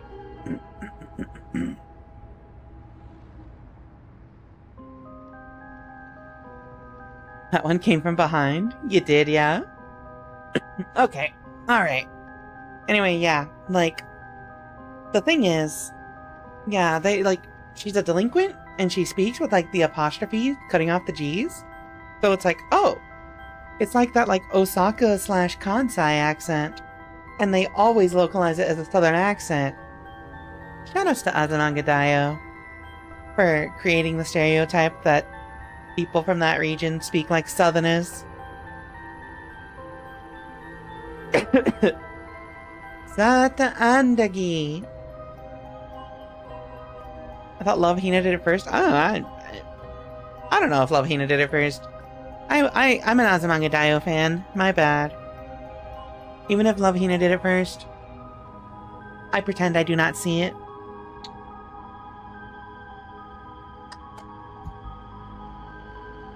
Alright. Huh. There are people who in life had extremely powerful spirit sense, or a deep connection with the person. But even they shouldn't be able to completely take over the person they possess. And even if they could, it'd only be enough to pressure them to choose certain behaviors that wouldn't be unusual for them to do on their own to begin with. But if that's the case, wouldn't you...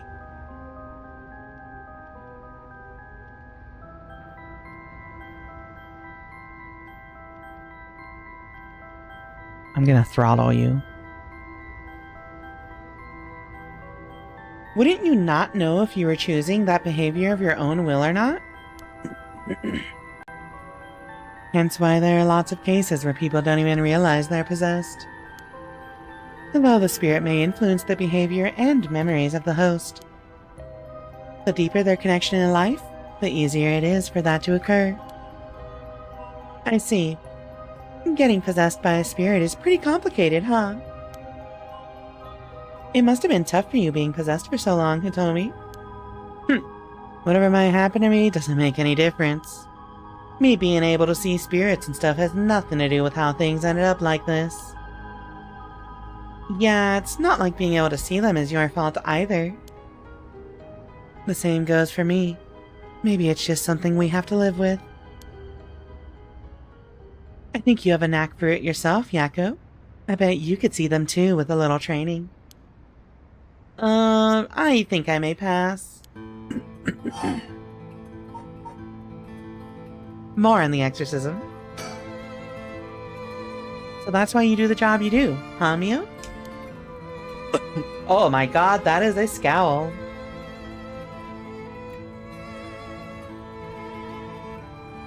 I'm just saying, this face right here, this is the energy I aspire to have.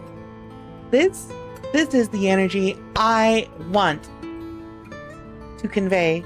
Can I do that?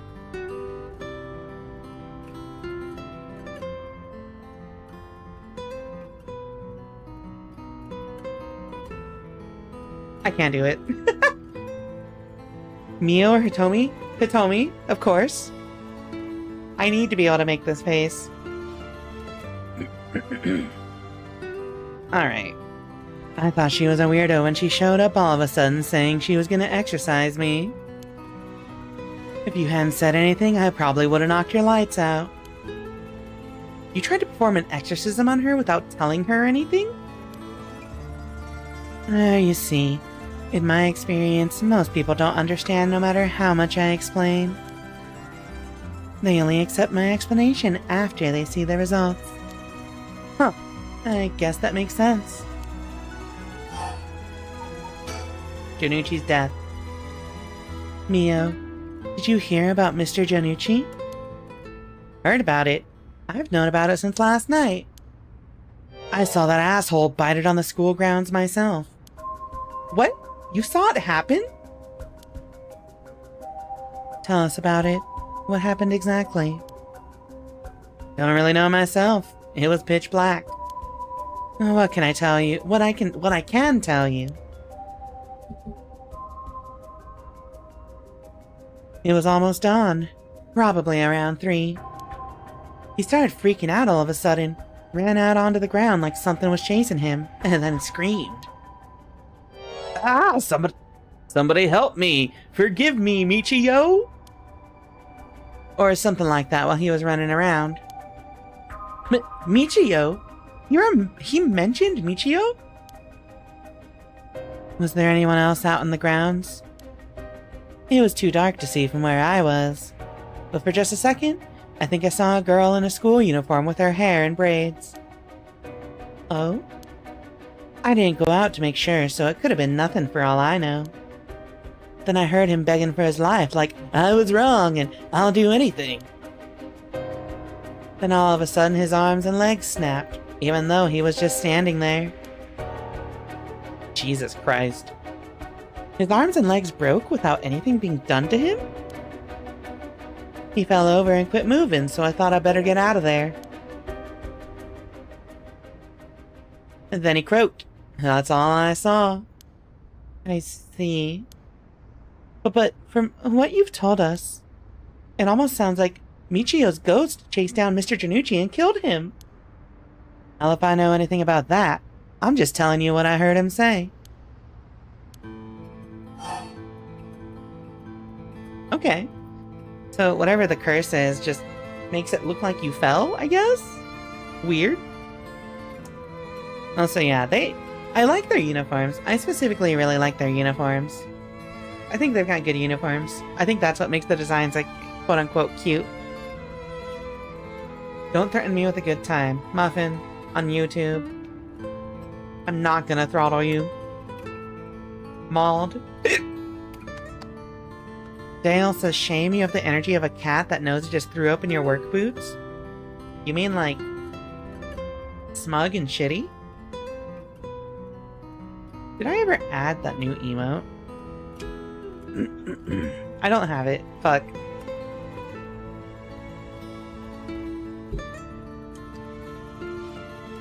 Okay, let's ask about Junichi's death again. Actually, no. Let's ask about the classroom.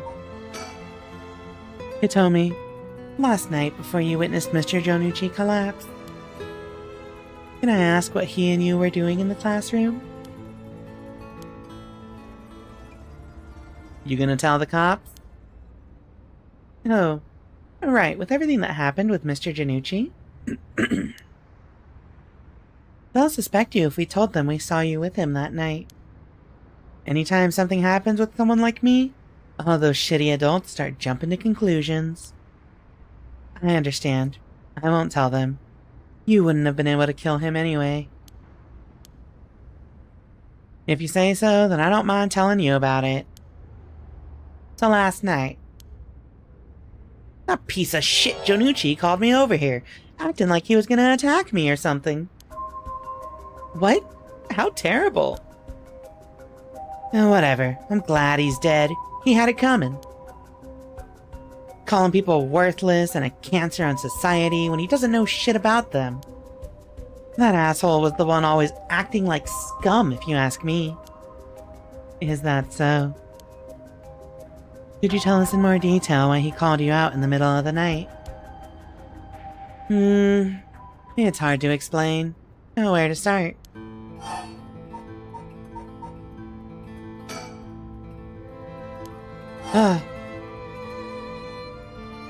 Junichi's misdeeds. What did you mean by Mr. Jonichi's acting like scum? Was he doing something bad? You know, Michio Shiraishi, right? The girl who killed herself. Huh? Michio? I don't know everything, but that creep of a teacher had some dirt on her. And he was using it to blackmail her. Call her up after school and make her do whatever he wanted. What? What do you mean when you say whatever he wanted? I'll leave it to your imagination. Nothing that a couple model students like you would ever get involved in. No way, that's... How? What do you mean by dirt?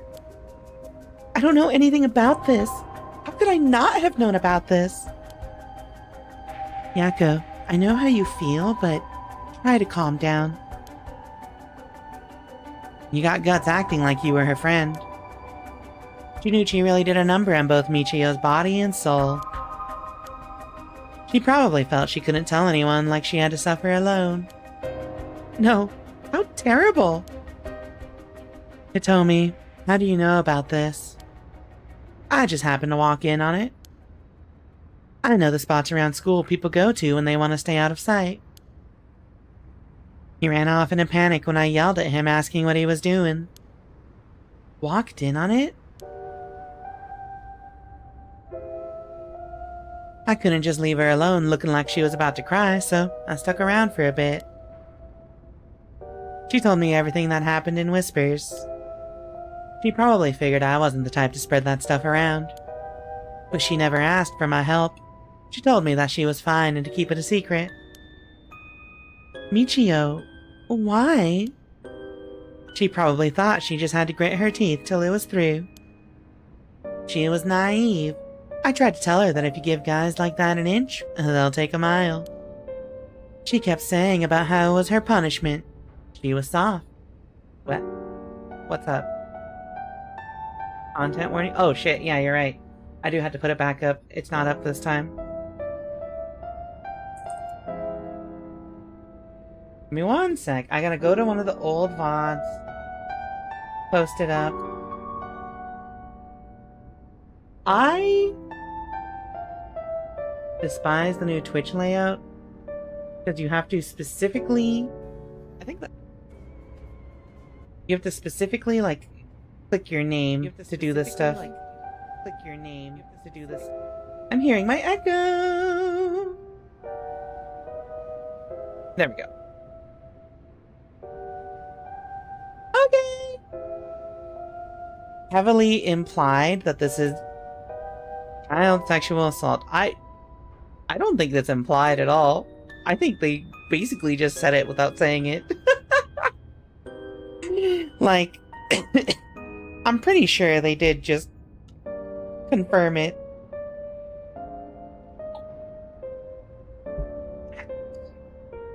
She kept saying how it was her punishment.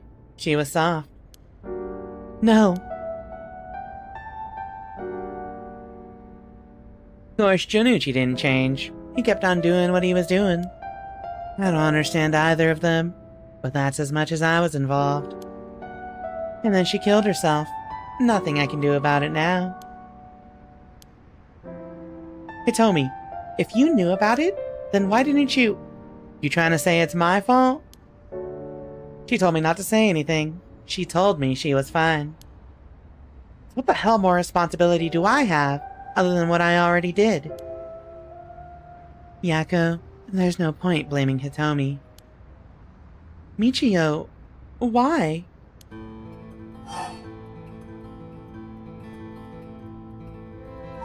So, what were you doing in the classroom last night? Okay, let's talk about his death. Did you tell that story to the police? Nope, and I ain't gonna. Can't count on them for shit. ACAB. Not like they believe such an insane story anyways.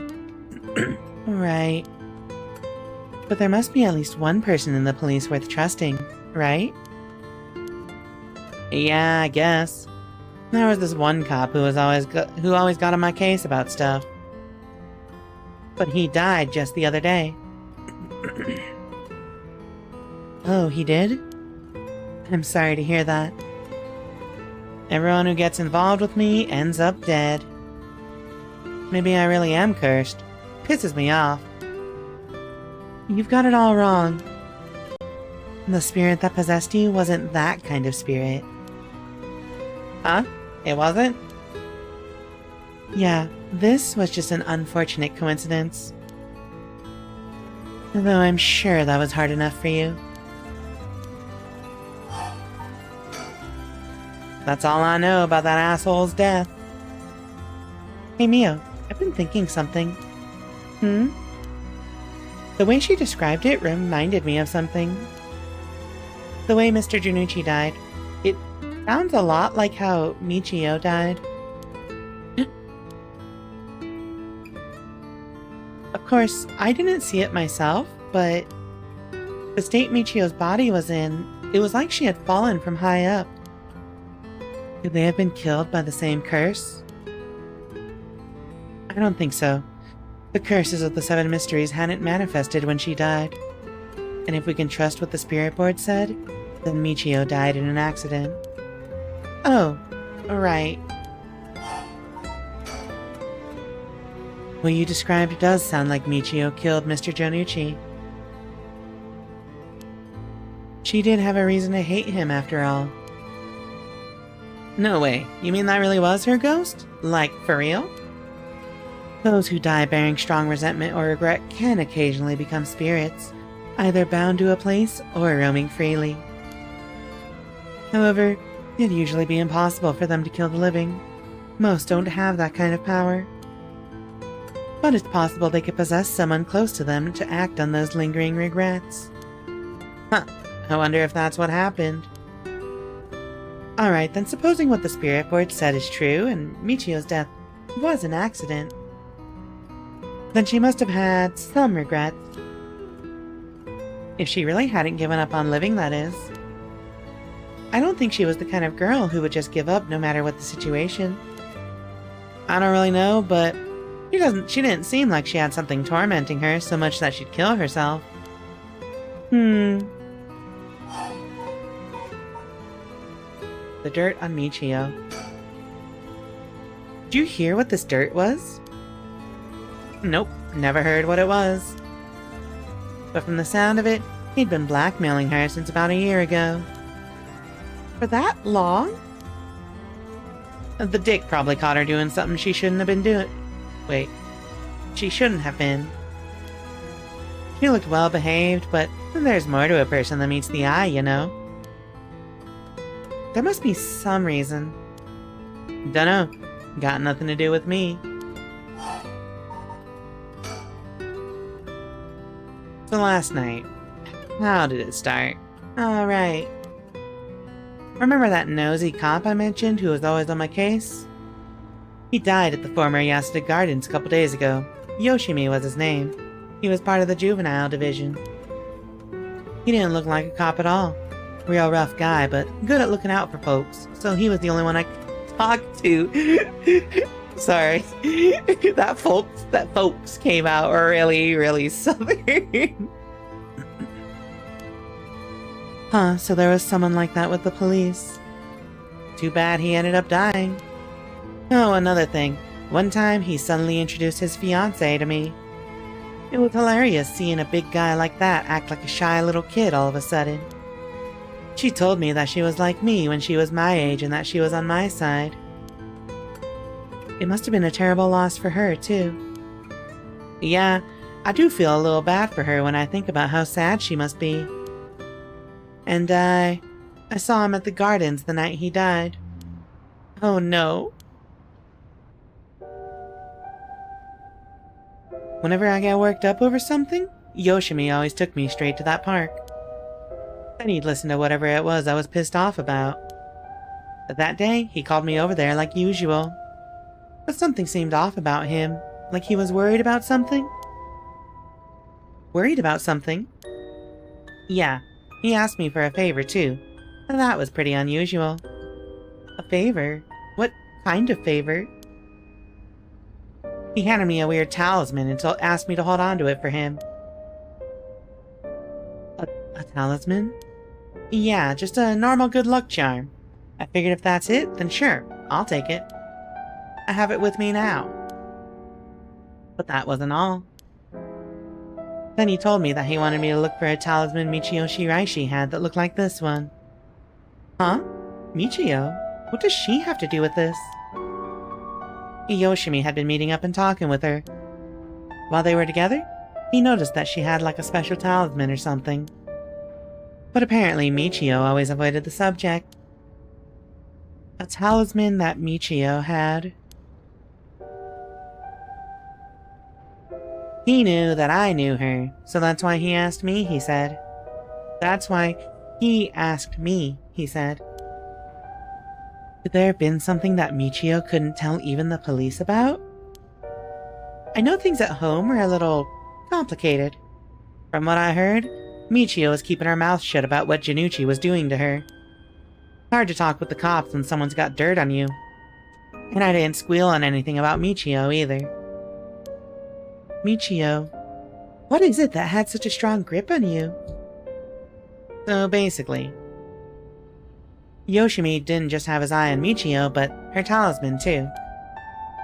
But after she died, he didn't know where it ended up. So since I knew her from school, he wanted me to look into it for him. Is there something special about the two talismans? I wonder why he gave it to you. Hell if I know. When I looked inside it, there's just a weird, kinda grimy scrap of wood. So you've seen inside it? But from the way he was acting, it seemed important to him somehow. But to be honest, what he was asking is such a pain in the ass, I figured he had to be serious about that.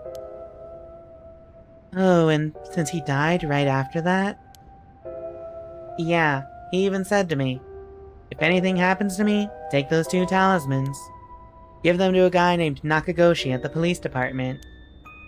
Knowing what I know now, he probably felt that something was gonna happen to him. Nakagoshi?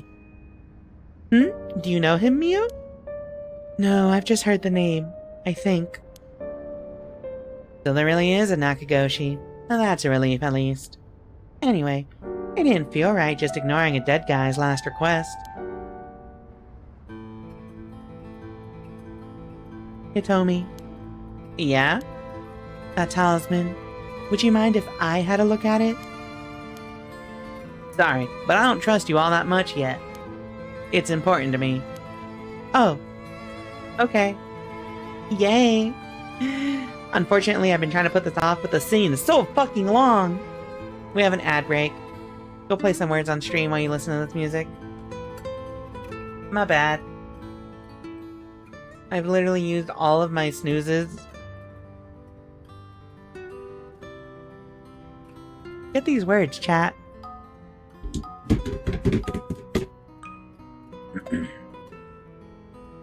Oh, someone get that word.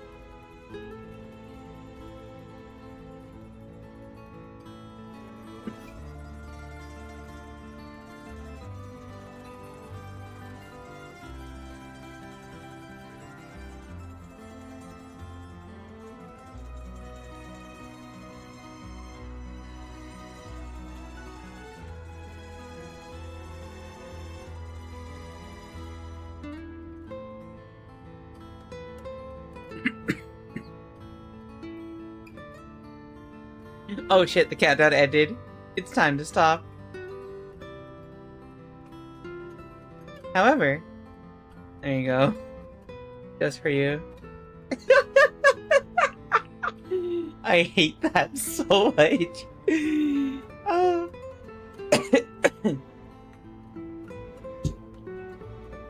Alright.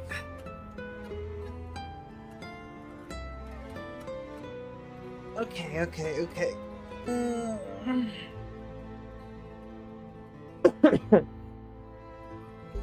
Alright, chat. It's time.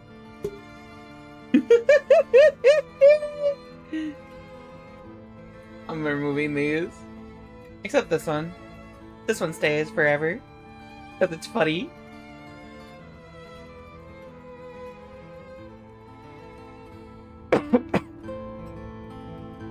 Alright. We're continuing. Can I see that talisman? Mio says. What the?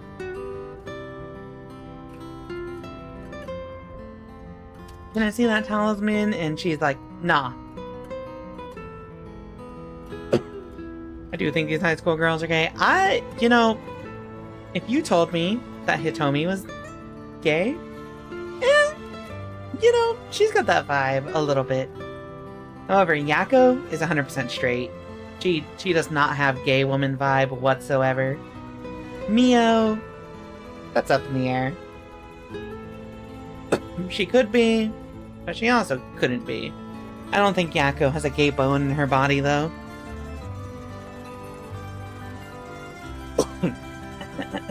Yeah, so... that talisman, would you mind if I had a look at it? Sorry, but I don't trust you all that much yet. It's important to me. Oh, okay.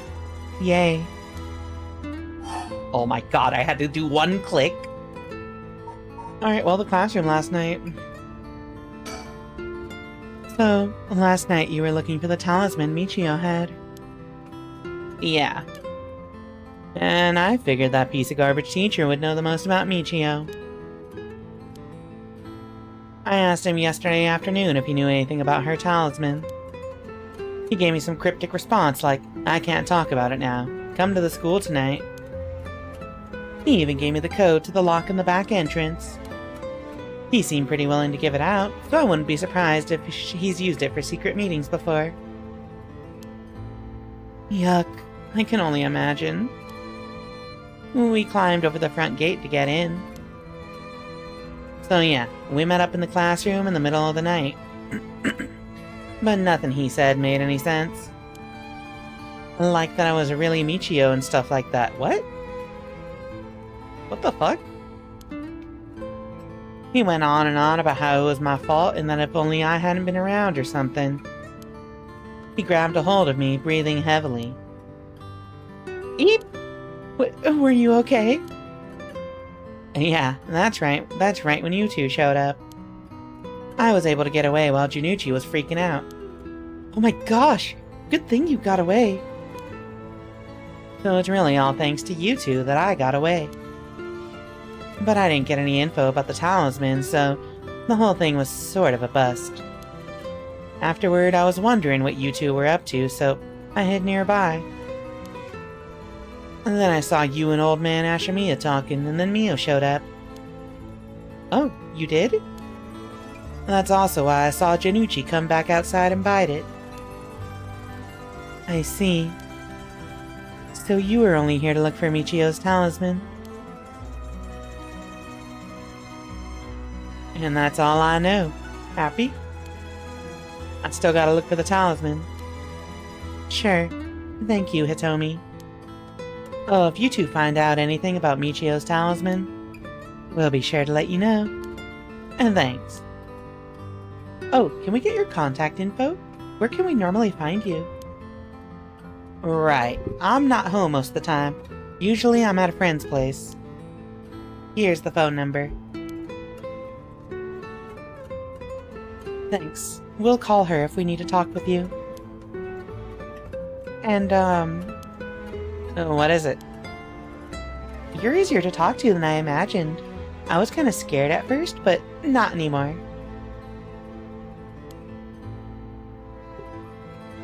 Shut up. You were the one avoiding me.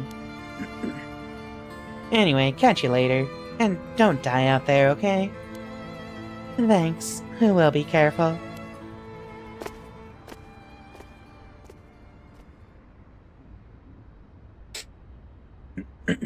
Alright then. We got a lot of new information. Sounds like Mr. Janucci was killed by a curse, just as we thought. Which means there was a curse bearer at the school. Multiple, in fact. Multiple? You think so? Yes. The curse echo we experienced in the school and the one that killed Mr. Janucci seem to be different. The people in the school at the time other than us were Mr. Janucci, Hitomi, and Old Man Ashimiya, who you ran into. I was thinking it would be among us, but there was one more person. Hitomi saw a girl in a school uniform with braids. From what Hitomi was saying, it doesn't seem like she's one. Mr. Janucci is pretty suspicious, though. If he were a curse bearer, it would certainly explain why he was killed. Right, that's why I say there are multiple. Oh right, the person who killed Mr. Janucci would have to be one too. Which means it must be either the mysterious girl or Old Man Ashimiya? Yeah, we should certainly be careful of them. That said, the mysterious girl and the fact that Mr. Janucci thought it was Michio that was attacking him has me wondering. Of course, I doubt Michio herself was actually there, but... Oh, I just remembered. I also saw Mr. Araishi outside the main gate last night. You did? It's likely he's involved with the curses, given that he's the one doing research on the Rite of Resurrection. So we'll have to be careful of Old Man Ashimiya and Mr. Araishi. I want to believe that not all curse bearers will be hostile, but... As for what to do now, I'd like to find who is responsible for the Feast of Shadows that set this off and how they did it. I don't think we'll be able to end this without stopping it at its source. Huh, that makes sense. In which case, next we should do... what exactly? We'll need to talk with Mr. Araishi. He definitely knows something. It should be safer during the day, so I think we should try to look for him. Got it. I'll help in any way I can. But the school is closed. I wonder where he could be. Let's try heading someplace someone may know where he is. Where to go then?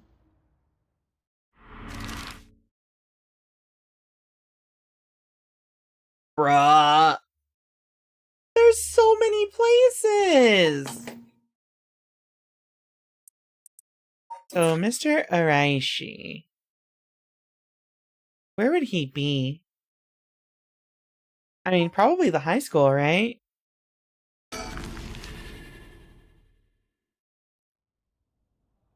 Yako Sakazaki, 9 a.m.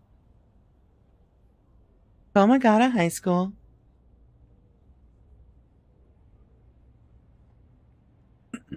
And so,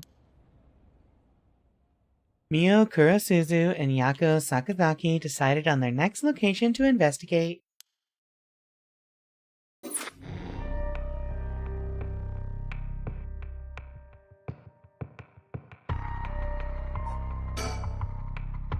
Can I not just go back? Resume. Start from location selection. Oh, you know what? It probably just means that I have to choose. I probably have to advance Tsutsumi's story to see the aftermath of picking the high school.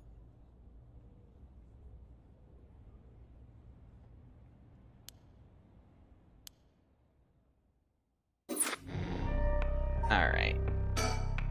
This is the only other place to go right now. Sorting things out.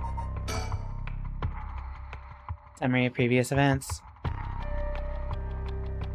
Hajime Yoshimi's death, Nejima's threat of mass murder, The problems just pile up, putting the detective's goal of collecting all the curse stones in jeopardy. Tsutsumi leaves Ario to handle the investigation while he catches a quick break.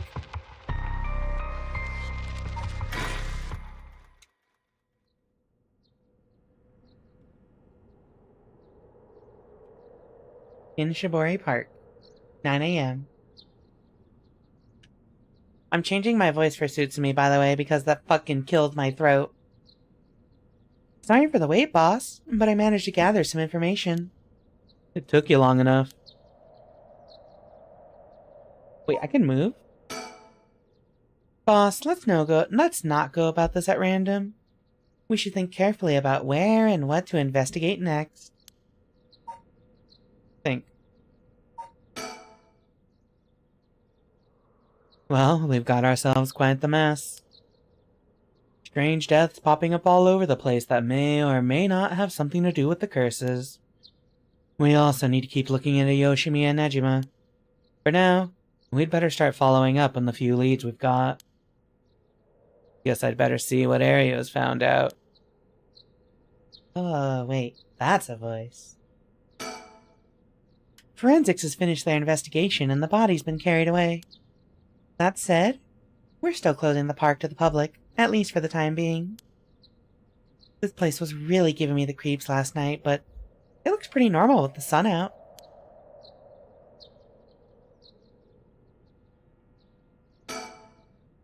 He's been up all night gathering information. Must be nice to be young and have that kind of energy. But I'm glad to have him on my side.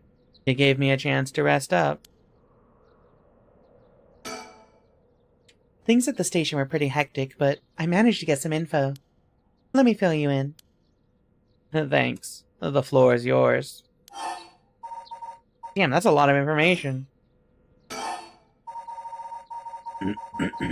Tell me about the curse bearers first. At the moment, we only know the identity of 4 curse bearers, you included. Yutaro Namagaki had the foot-washing mansion, and Hideki Araishi had the ever-burning lantern. We've got both of their curse stones. And then there's Nejima, who claims he has the one-sided read. Yeah, that about sums it up. Hold on a sec. Alright. We'd better... Sorry. I'm just thinking about the fan art that I just peeked at in Discord, and I can't focus all of a sudden. How old is Ario? Let me see. I don't know if they give it an exact age, but yeah, he's like mid-20s.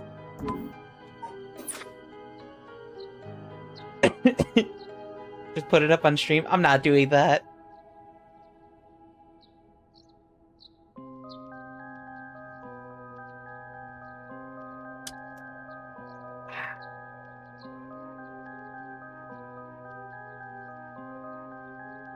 Maybe not. Alright. Also, yeah, he definitely is able to pull all-nighters.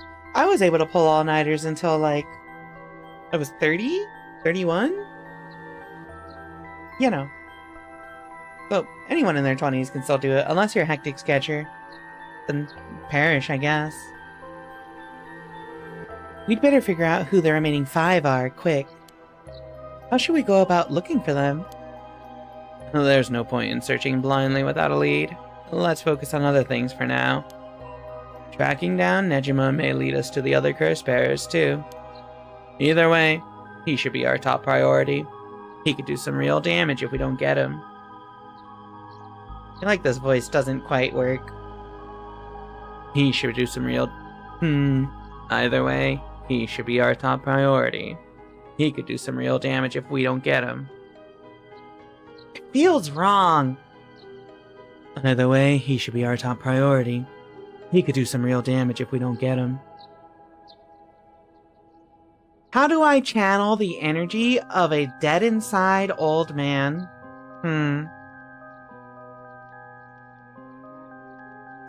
We'll go with that.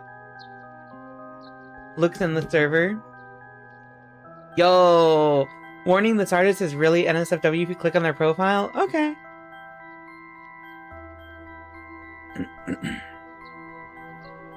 Hey, don't snitch on me. You're on thin ice, mister. Either way, he should be our top priority. He could do some real damage if we don't get him. I also want to look a little more into Yoshimi. I've got a feeling there's some connection there. Aye aye, boss. Sounds like we've got our work cut out for us. Guess I'd better see what Ario's found out. Okay. Yoshimi time. Well, the serial killings. Let's look at the serial killings. A total of 3 mysterious deaths were confirmed in the area, including the one in this park. So, let's start with that one. The young man we found here.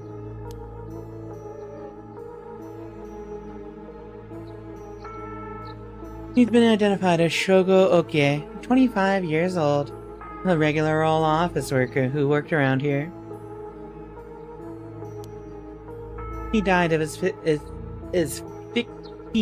asphyxiation due to water in the lungs. He drowned.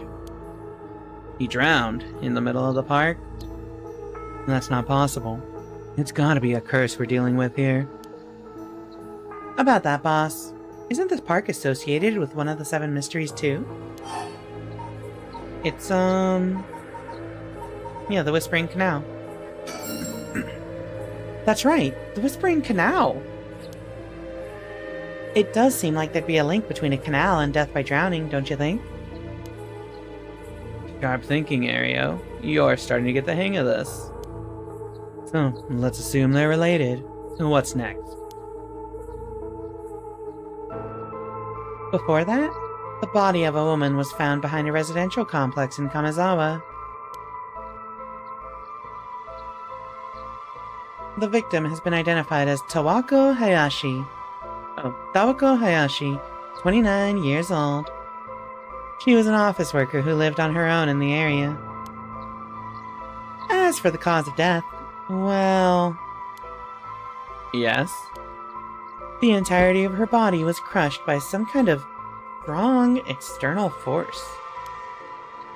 No murder weapon was discovered in the area, but considering the way she was found, we're looking for something large, flat, and heavy that could have crushed her in one fell swoop. Hang on, are you saying she was stepped on? Meaning... There's so many comments I want to make right now.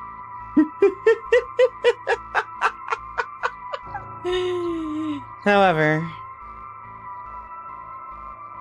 can I go on a tangent for a second? Chat? Can I go on a tangent for a second? Actually, it harkens back to something we talked about yesterday.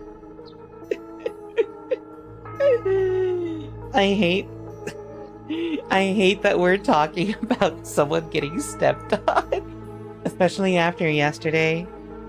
I was sitting in a voice call in my girlfriend's server playing a game with her. You know, we're like, hey, maybe people want to join in for this game. And someone randomly jumps in and is like, I posted feet pictures and it's blowing up on Twitter. I'm just like, is that really a thing to go on a public server, a public Discord call and start talking about immediately? And then, when we started talking on stream last night about Class of '09, and it came to light that the second game was full of foot fetish imagery. I'm just saying. Feet. I'm tired of hearing about them.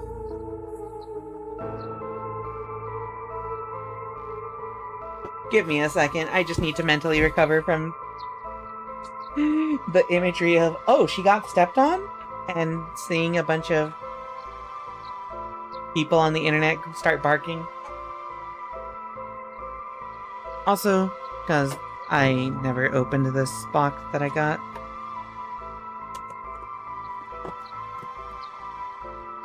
Just imagine she got Monty Python introed. Yeah, I'll imagine that.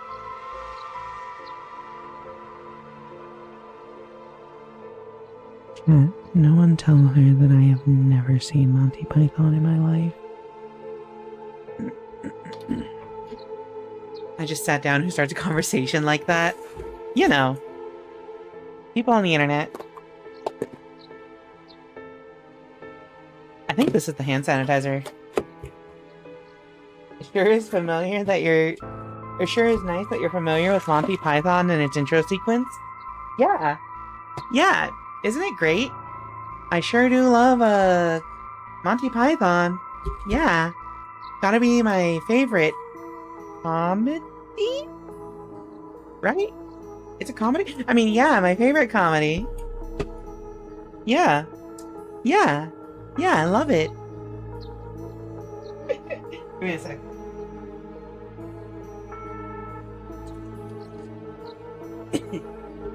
It's British, you can hate openly? It was a comedy once? What does that mean? Also, hold on. I cannot hate on the British because, one of the people who I recently have started watching a lot of her streams, is a VTuber. A mimic theme VTuber. So, you know, tentacles. But also, she's British. And, well, okay, I do bully her about being British. But, I also very much enjoy her streams, so, like, I can't even... It's like, yeah, you're British, but I'm watching, so, like, who's really the fool here? There's mimic tubers? Yeah, hold on. She comes to the stream, like, well, she's asleep now, probably, because she's British, but go follow Mismatched Mimic. She's dope. She's great. She does a lot of art, and, lately has been doing Stray. Go give her a follow. And then it turned out John Cleese is a fucking asshat? Yeah. Turns out a lot of people are asshats. I've only seen the movies? There's more than just movies? The reason there are so many man in dress jokes because he and possibly others do in fact hate us? Oh, they're transphobic. I mean... I don't know the context because I've never consumed Monty Python's content, media. But if you're telling me there is a joke that is titled Man in Dress, I'm just gonna assume that's transphobia. The Lumberjack song is in fact just overt transphobia in retrospect. I don't know what the Lumberjack song is, but I'm glad that I never will have to know. It was not literally titled that? Oh. Anyway, chat. I just opened 32 fluoride ounces of hand sanitizer. I'm ready to go. The reason this is important is my girlfriend has a little bit of germophobia. So I try to make sure that I have hand sanitizer on me whenever I'm going to go travel to see her.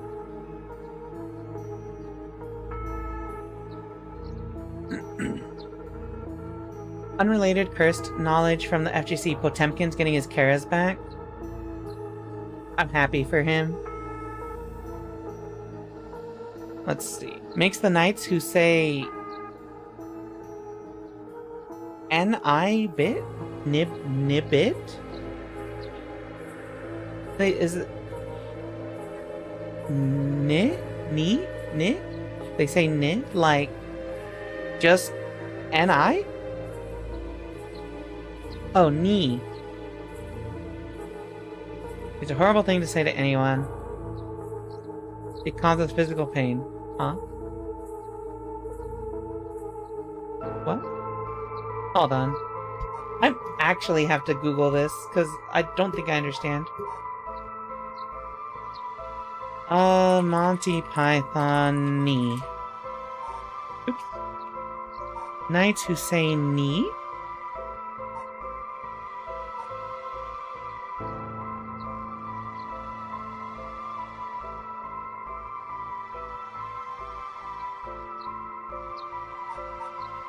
Okay, hold on.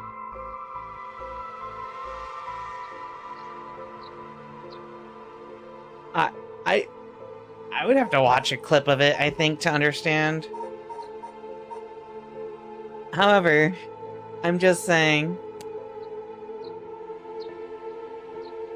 not only have I never had interest in Monty Python, but I will see, like, out of context jokes from it, or bits from it, or references from it, and it actively makes me want to see it even less, so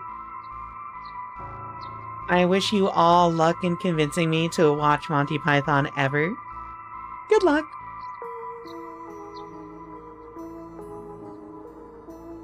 Anyway. The one I know the most, Killer Rabbit. Life of Brian is good too, but I haven't watched it in a while. I hate that I know what you're talking about with Killer Rabbit, because I do think somebody in high school made me sit through that. And the whole time I was like, y'all watch this?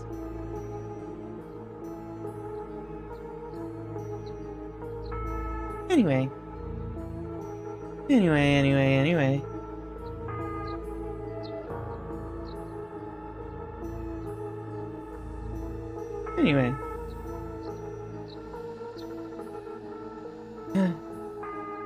Let me just check one thing real quick. Oh, chat.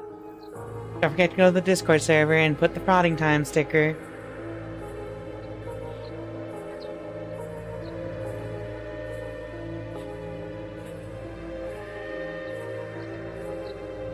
The Whispering Sea Anal killed that man.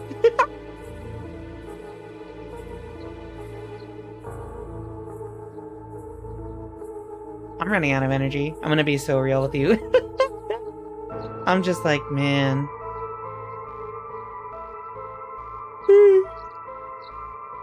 I think I'm just tired. Okay, hold on. He was stepped on, meaning, yeah, the foot washing mansion. Exactly. Crushing is the foot washing mansion's modus operandi. The place the body was discovered is also known to be related to the Seven Mysteries. Then is this Namagaki's doing? Shit. I knew he'd used it. Wait, what was that? Oh yeah, Namagaki. Judging by the amount of soul dregs, the victim was just a regular person, not a curse bearer. Guess we should report this to Paranormal Affairs. Got it. And as for the third victim, he was identified as Kohei Jonuchi, 32, a teacher at Komagata High. He was found in the school's courtyard. Cause of death appears to be external trauma from a fall or a heavy blow. The impact crushed his arms and legs. Since he was found in the middle of the courtyard, he couldn't have fallen from the gymnasium or the main building. The teacher dying at school. Not just any school. Komagata houses one of the Seven Mysteries. Is it the Fool's... No. Was it the Taiko? I think it was the Taiko, right? Midori-cho... No. South Watagasui. Wait, yeah. This is what it would correlate to, but it wasn't the Fool's Procession. So, like...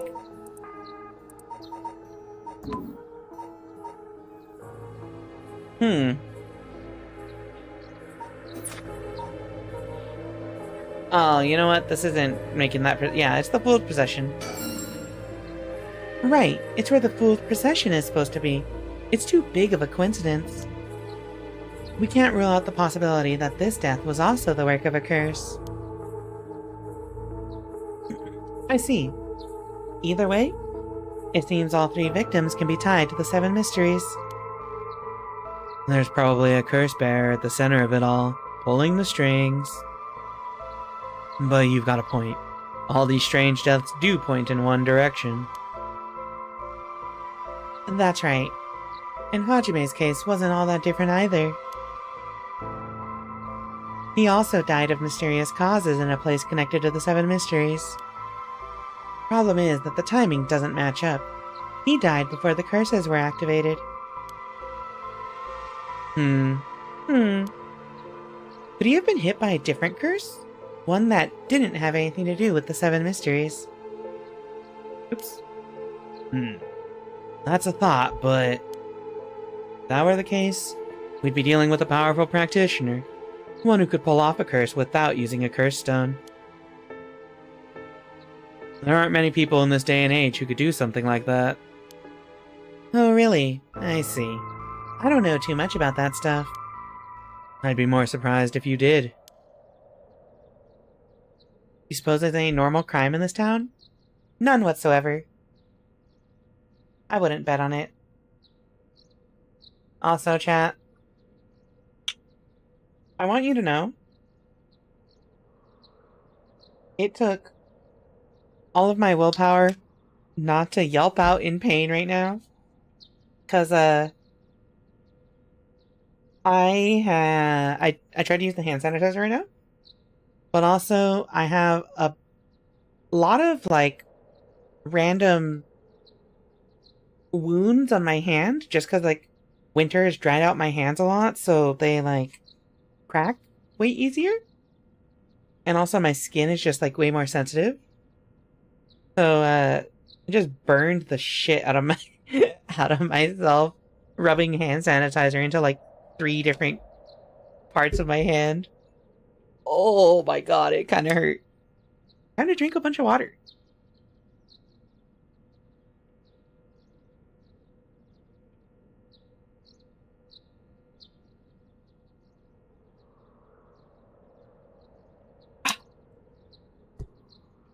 Yeah. But honestly, all it does is it encourages me to hydrate because I haven't been drinking as much water as I should for the winter. And my hands are paying the price. Alright, let's think. Alright, the serial killings again. Well, looking at these deaths, it seems like many of the curse bearers acted last night. But we can't rule out that there are more killings from which the bodies haven't been found. Yikes, I hadn't thought of that. But there is one silver lining. Judging by my own curse stone, it seems that the curses can't be activated while the sun's out. Oh, that's great news. So basically, we're safe during the daytime? Exactly. It's also likely why Nejima gave us till dusk. He must have known the curse stones couldn't be used during the day. Either way, we got till nightfall to settle this. It's time we flushed out the other curse bearers. Aye aye, boss. Let's do this. Alright, well, what about Yoshimi? I asked around Sumida's Community Safety Bureau where Yoshimi was stationed. It seems like he was investigating the apparent suicide of a girl named Michio Shiraishi. Yeah, I heard about that. He was trying to determine whether it really was a suicide, looking into the height of the building, the force of the impact, her wounds, all that. He must have suspected some kind of foul play because he ordered a full investigation. But it had already been deemed a suicide and his superiors told him not to go stirring things up. Huh. What was the evidence? Well, according to the report I found on his desk last night, the body was found at the foot of a building, a ways away from the road. There was no evidence of vehicular collision, so it was ruled a suicide, but he thought there was more to it? Yes, a truck or other flat-faced vehicle traveling at high speeds could have inflicted similar damage. In other words, sometimes a traffic accident can look an awful lot like a fall. So there is a chance that it wasn't a suicide. What a terrible way to go. There were no brake marks on the road, meaning it would have been a hit and run. The vehicle would have hit her without slowing down at all. This is turning into quite the grisly case.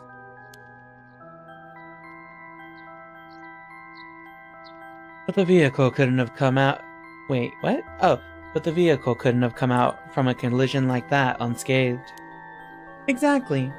So, I asked the Traffic Bureau to keep an eye out for any vehicles with frontal damage. But I haven't heard back from them yet. I don't think they're looking very hard. So we've got no proof. That said, if it was a traffic accident rather than a suicide, it's possible that someone silenced Yoshimi because he was on the verge of discovering the truth. That's true. You think the driver is the one who did him in?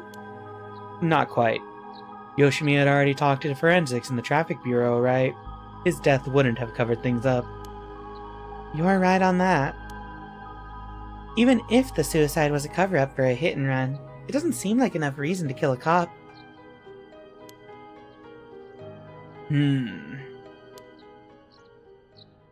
Oh, that's right. Unrelated, but I got something else, too. I managed to get a hold of Michio Shiraishi's address. Yoshimi went there a bunch over the course of his investigation. Might be a good idea for us to drop by, too. Good thinking. Hopefully, that'll give us some more leads. Alright, let's move on to the next topic.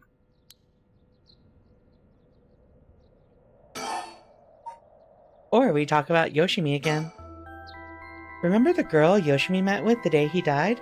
One Hitomi Okuda. Community Safety didn't have any contact information for her on hand. Not even an address? Well, they had her parents' information, but when I called, they said they hadn't heard from her in a month. A lot of family issues from the sound of it. They even said they didn't want anything to do with her anymore. That said, she still goes to school once in a while, so we might be able to find her there. Not sure we really have the time for a stakeout right now. But she could be a key witness. Can't we have Community Safety track her down for us? We can ask, but it might be tricky to get it done today. For starters, Komagata High School is closed today. Because of the teacher that died. That's right. Alright, but if it's not something we can do today, we may have to forget about it. Let's move on then. He looks so sad. Look at him. He looks like a beat-up puppy. I understand why there are yaoi pairings with him now. I understand, chat.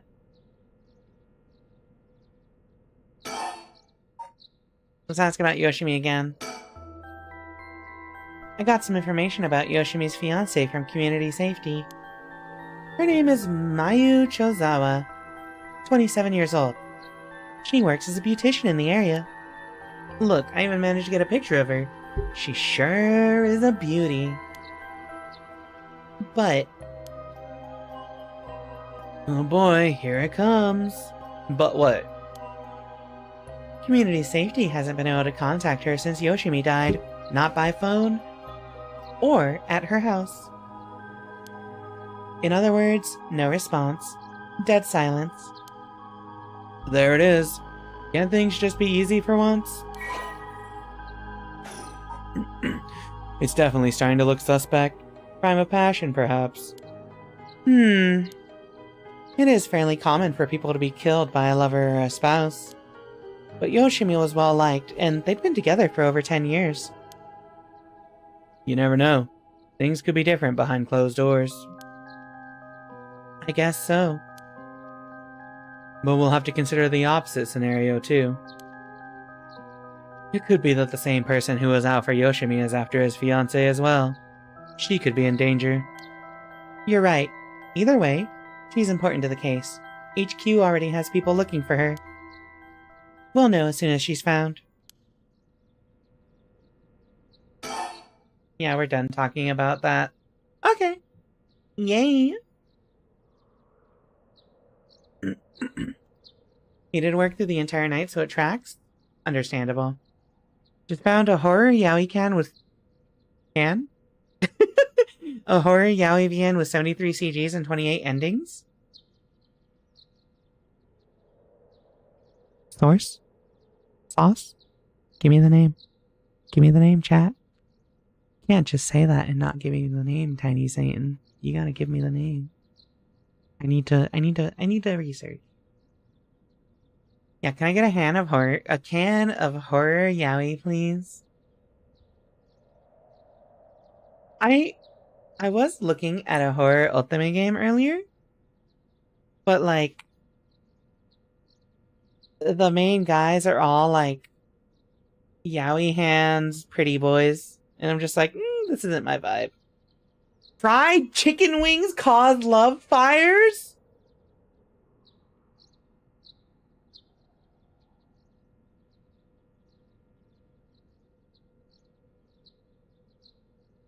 Huh? Ugh.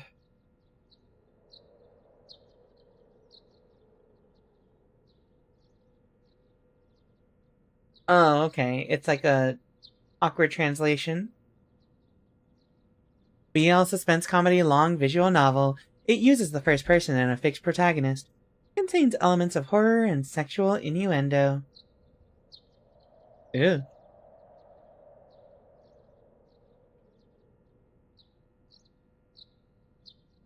$50,000 words, 27 CGs, 28 endings. The main story takes about an hour and a half, and collecting all the endings takes about more than 2 hours.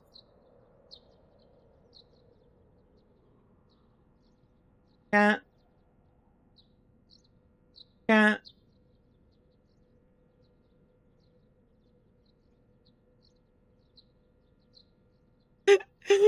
What if I streamed it? What if I streamed this yaoi visual novel with 28 endings?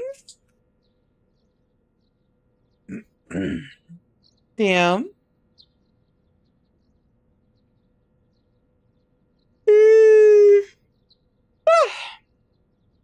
Okay. The Fujo arc begins. We've been in the Fujo arc. Well, I have. But not on stream. Because my audience is full of lesbian likers. Chicken wings would be so good right now. Alright, y'all are gonna make me hungry.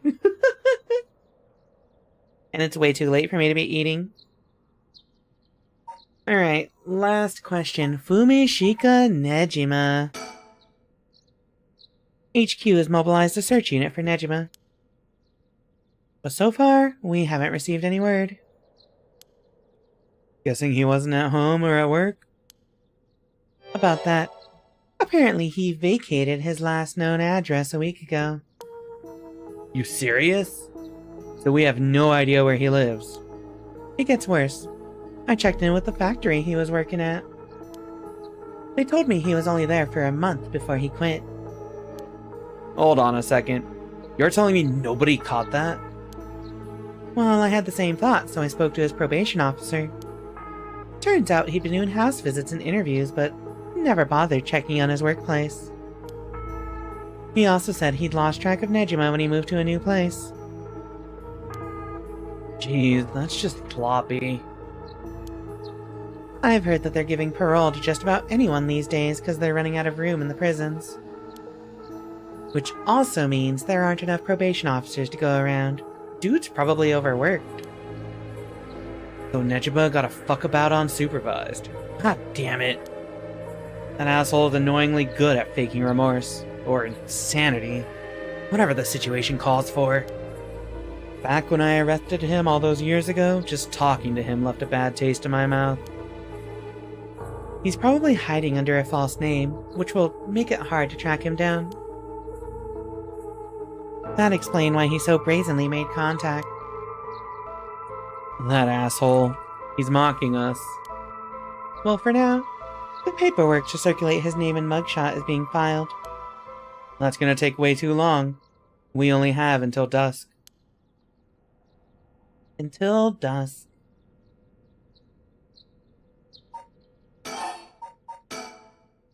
Speaking of Nejima. Yeah? Did you manage to reach your daughter? It'd be best to put her into protective custody as soon as possible. Not yet. I can't reach her. They called, but she's not picking up. Wasn't home when they went to the house either. That's not good! Does that mean she never came home? And why weren't you the one trying to reach her? Shut up. I don't have her contact info, alright? Damn, she really doesn't trust you, huh? Either way, I told her mother that it was an emergency and that we'd send an officer to find her and get her to safety. She was real reluctant, but I got her to agree. I guess that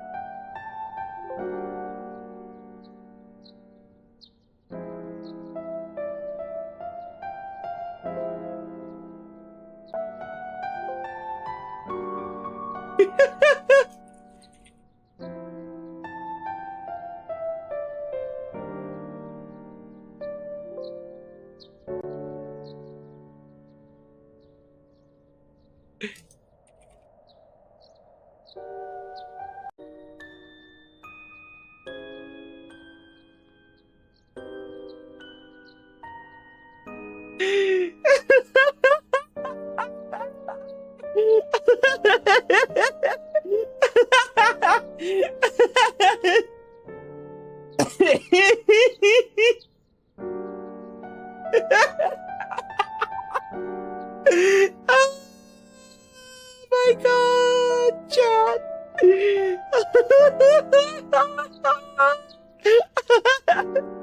Chat, I fucking... Hold on. No, let me show you. So... Display capture? Yeah, display capture is on. So, I have my OBS on one monitor, and the game I'm streaming on the other monitor, right? And as you can see, the stop streaming button is literally right here. So if I go to click a dialog box, and I miss by a few pixels, I should probably rearrange this. We're gonna move that over to the side, just so that doesn't happen again. Anyway, unfortunately, we have another ad break because of that, so it's words on stream time.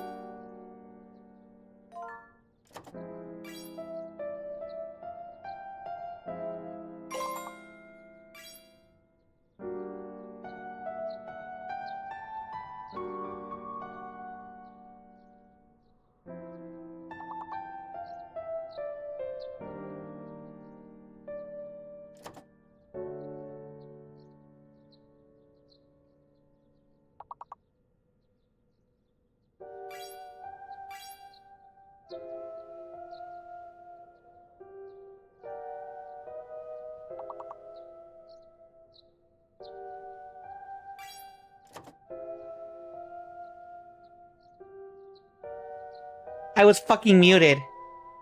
Fuck. I forgot I was muted. Hello, everyone. Hi, Pina. Thank you for the raid. It looked like you went to lay down earlier. My bad.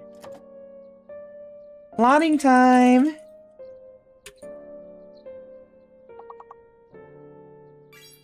Anyway.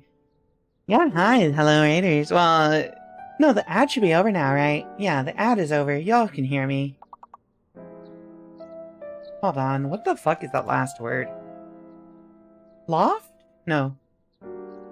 QRSTU. Loft? I don't know. Anyway. Hi, Pina. Hope you're feeling okay. Zero Escape. Zero Time Dilemma is, it's an experience. We'll say that. It is an experience. Zero Time Dilemma is an experience. You know what? Yeah. This exact line of dialogue explains my feelings about Zero Time Dilemma. This screen that we left on? This is how I feel about Zero Time Dilemma.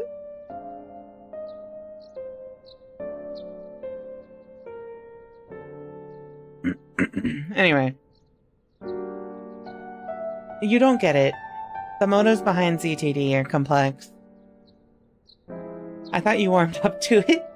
Like, it's okay. It's okay. It's not the worst, however. It's not the worst thing, however. It's definitely worse than the other two in the series. It's an ending. Carlos is pretty great. My feelings on it are complex. Anyway, hello everyone. Sorry. Okay, chat. So, what happened is, I accidentally hit stop stream for a second, so we had to do another ad break, so now we're back. Hello everyone. Thank you for the raid. My name is Rika Readman, Calico Elf Librarian VTuber. We stream visual novels and horror games here, including PARANORMASIGHT and Zero Escape. Well, not anymore. We finished Zero Escape after spending half a year on it. Fully convincing bad to play Somnium Files. Hey! By the way, chat, did you know?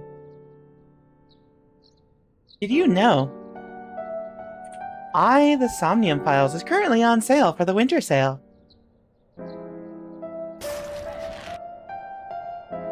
$6 for the first game. And then like...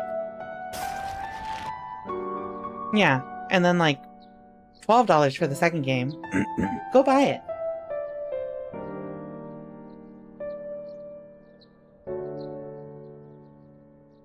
Sequels are simply unfair? Yeah. Would you say...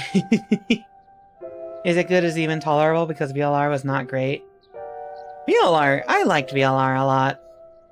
It just was long as fuck. Rather than tries to play a game she would enjoy, in fact. I mean, like... Here's the thing, is you gotta, like... You gotta let her decide if she enjoys it or not herself, right? Somnium Files is on sale, and you can get it for cheaper than the Zero Escape series. And it has newer graphics. Also, how do I say?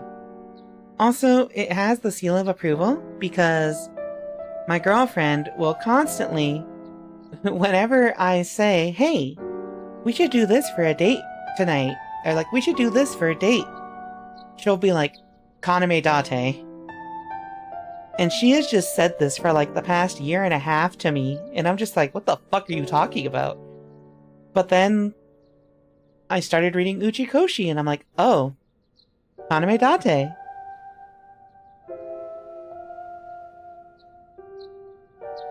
Anyway, yeah, I've heard nothing but praise for Somnium Files.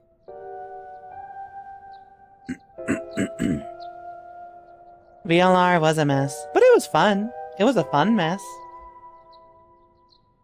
You can tell it being cancelled once or twice. Yeah, like, you can tell it got shafted by production process, but, like, the most important thing is it's fun.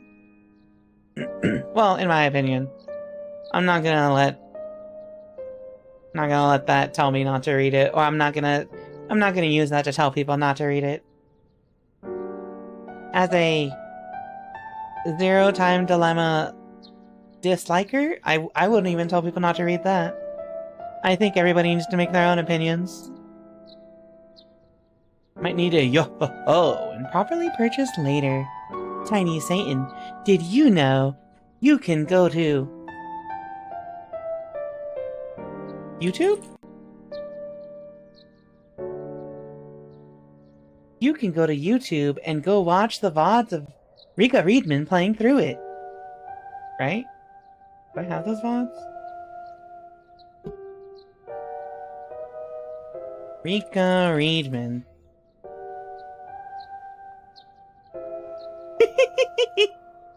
Let me see.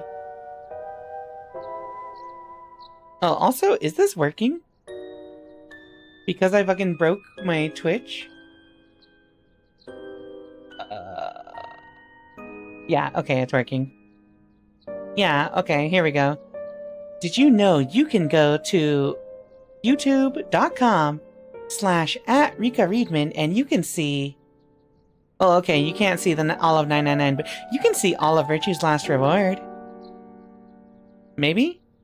God, there's so many. You can also see all of Zero Time Dilemma. Check it out. Subscribe to me on YouTube. Please, I like numbers. My favorite thing about VLR was the crew trying to pin a crime on Delta. You know.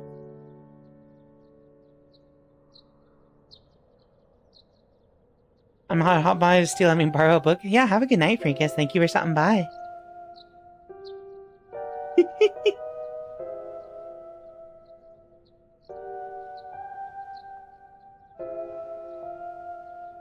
Yeah, I was gonna say, isn't Delta, like... DTD?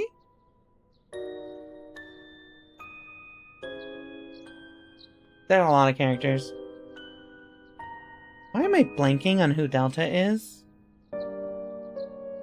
God, I've read too much shit lately. Delta, Zero Escape. Oh, wait, yeah. Yeah. Don't look up Delta. Don't look up who Delta is.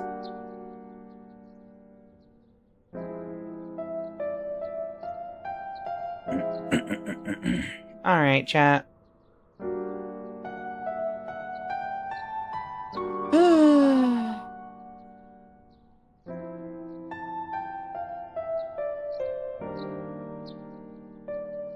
Alright, chat. I'm drinking more water real quick, and then we're continuing.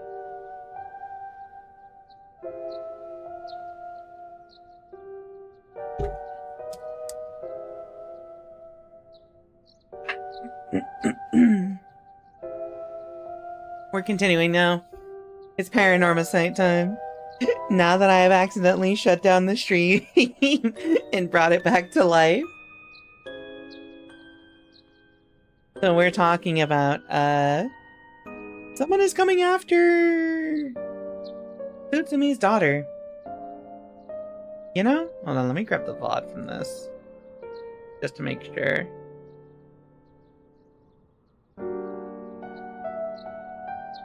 Rika, can you make that face? My VTuber cannot. I can, though.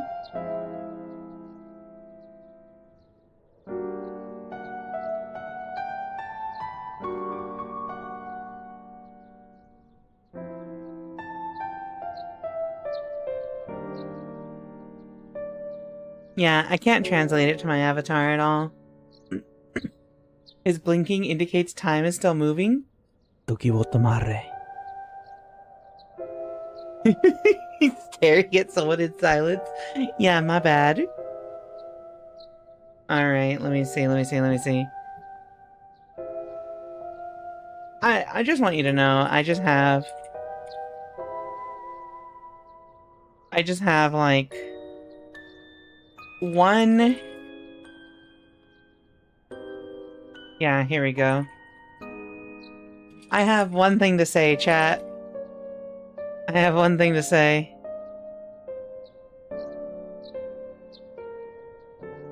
I have one thing to say, okay? Okay? I have one thing to say. And you can't murder me for this. But looking at this guy's face for so long, I just think of one thing. I don't know why. Yeah, here we go.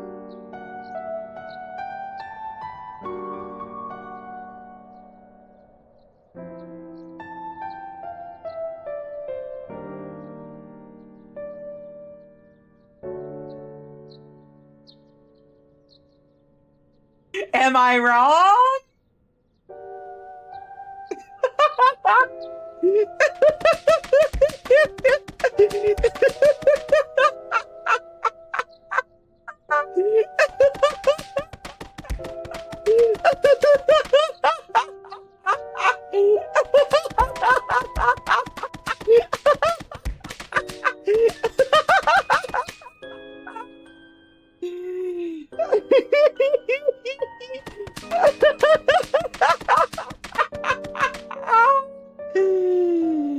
Oh my god, see. This is just validation that that I was correct, that I had a point. You can't deny it. They wanted to they wanted to do silence her because she was right.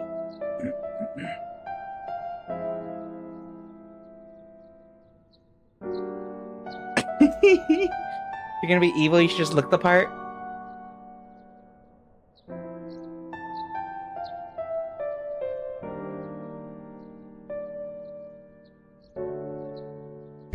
Thank you. Alright, chat. It's time to lock in. It's time to lock in. I want to get through Paranormasight. I don't want to be stuck on this forever, because I do genuinely want to see some story development. But we are so unfocused today. Alright.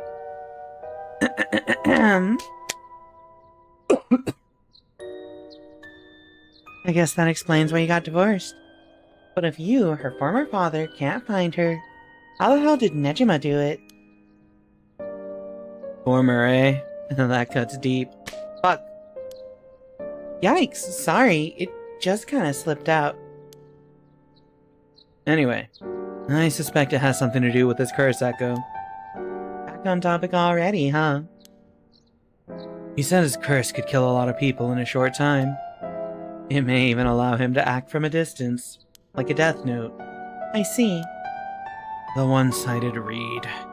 What was that story about again? Something about a man stalking a woman who goes insane and chops her up.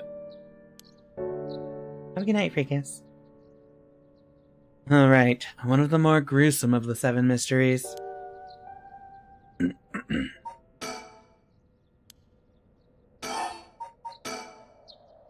As for Nejima's whereabouts, all we can do is throw more people at it till we find something. I'll check in with HQ frequently to see if they've got any updates. And that's about it.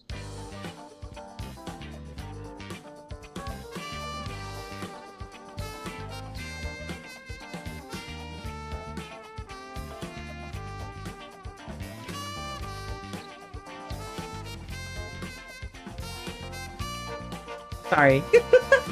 Shall we continue our investigation? We could go to Komagata High School to look into Hitomi Okuda, or to Michio Shiraishi's house to find out more about her.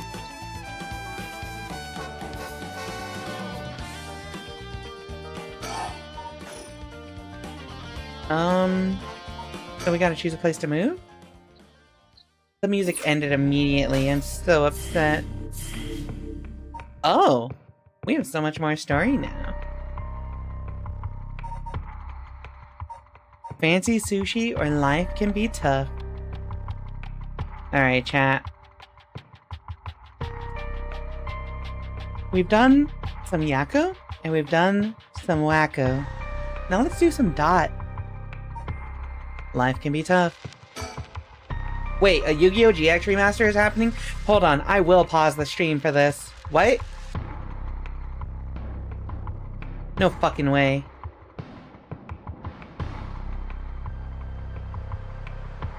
You know what? Hold on to that thought. We'll look into it after the...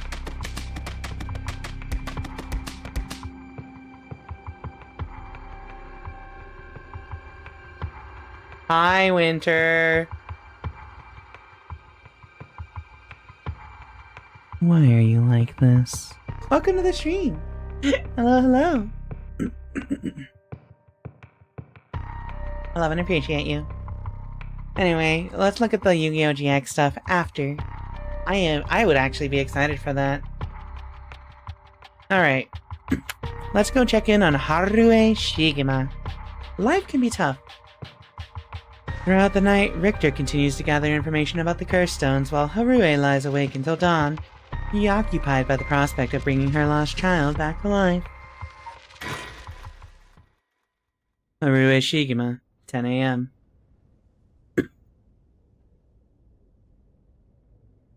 Shigema Mansion. Good morning, ma'am. How are you feeling? I'm fine. I hope we can make good progress today. How's your curse stone looking? I haven't felt anything from it since sunrise. Interesting. It's possible that its powers can only be unleashed at night, then. That aside, why are you so late this morning? There are unfortunately some things that can't be investigated while the world slumbers. But I did get some research done in what limited time I had. Very well. Let's talk. We may be surrounded by curses and death, but it matters little. My only concern is whether I can see my child again.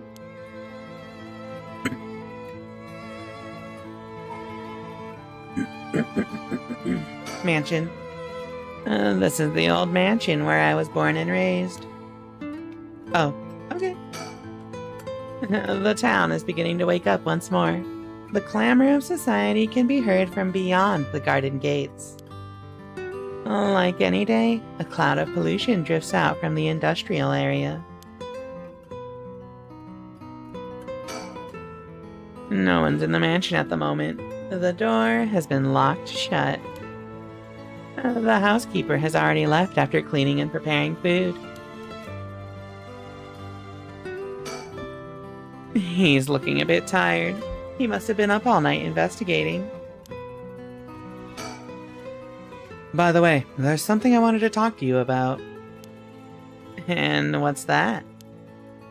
Our current plan is to steal a curse stone that's already absorbed soul dregs, but I'm wondering if it would suffice to not steal, but instead negotiate with the curse bearer and have them use the right for our purposes. Oh?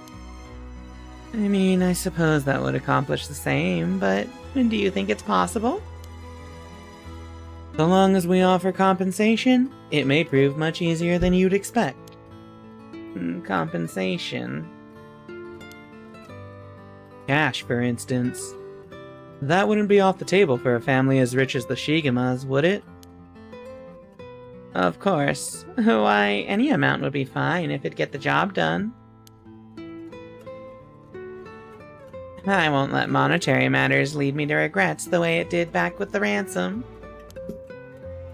Okay, with that option on the table, let's figure out our strategy.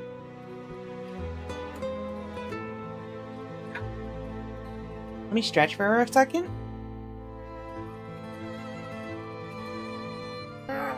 Okay. About the curse bearers. Do you have a curse bearer with whom we can negotiate in mind? Not yet. Surprisingly, it seems the other curse bearers haven't been that proactive about collecting soul dregs. Did you see the news this morning? No, I haven't. Overnight, 3 mysterious deaths were reported in this area.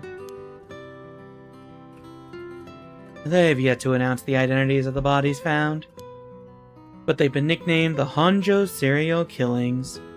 It's garnered quite some attention on the streets. Oh my. Only 3?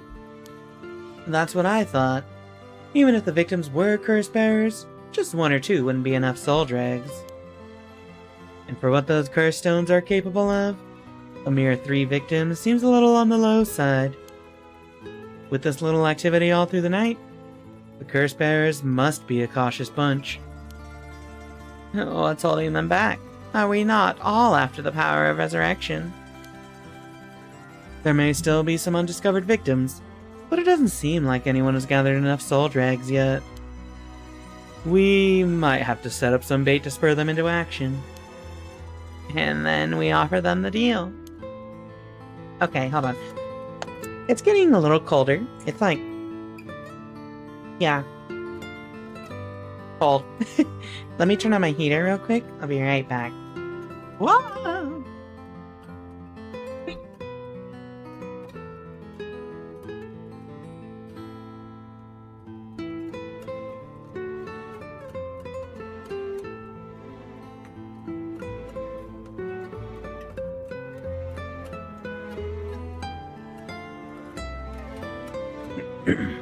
Anyway.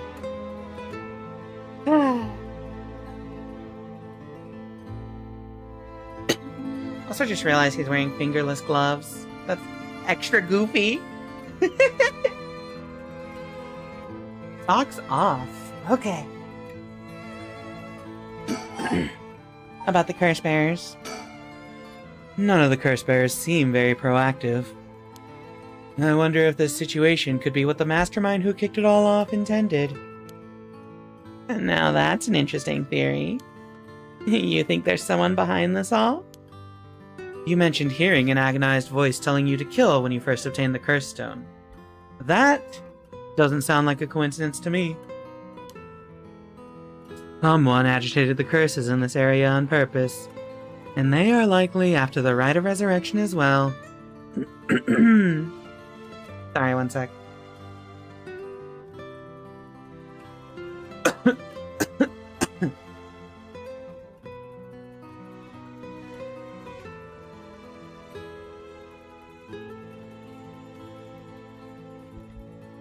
Okay. So, you're thinking this person is not one of the curse bearers? You've got a sharp mind, ma'am. Though it might seem obvious for the mastermind to become a curse bearer and collect soul dregs if they are after the right. This would be very risky, since as a curse bearer, they themselves would become a target. So it'd actually be more convenient for them if the curse bearers moved less aggressively. Well, that's right. But despite that, they've been inciting the curse bearers to commit murders. Why? Let's consider this. What if the mastermind isn't trying to collect soul drags themselves? You mean their intention was also to steal the souls while the other curse bearers compete with each other from the start? Sitting back and observing from the sidelines is the safer course of action. Which is why I figured it best for us to attempt the same strategy. So, how should we do it? There's still reasons to suspect the mastermind could be a curse bearer themselves. To be honest, I want to keep my distance from whoever it is. There's no telling what kind of power they might possess. Whether our aim is to negotiate or steal, we'll have to outpace the mastermind in making contact with the other curse bearers. How do you suppose we do so? At this point, all we can do is search.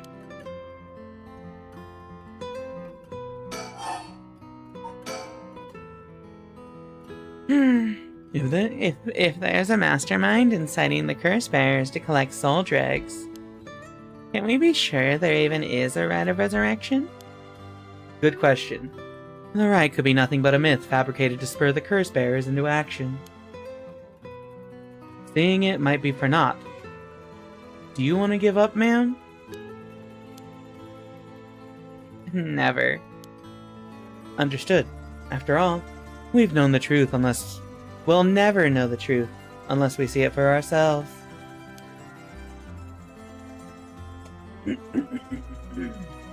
But we'll do it without using the curses ourselves. We haven't used the curse on her, have we? About the curse bearers. By the way, I met a few people who seemed like potential curse bearers last night. I did some investigating into all of them, but I only managed to get detailed information on 2. You're quick. I suppose that's to be expected from an investigator extraordinaire. You know. I appreciate the flattery as I strike a sick JoJo pose.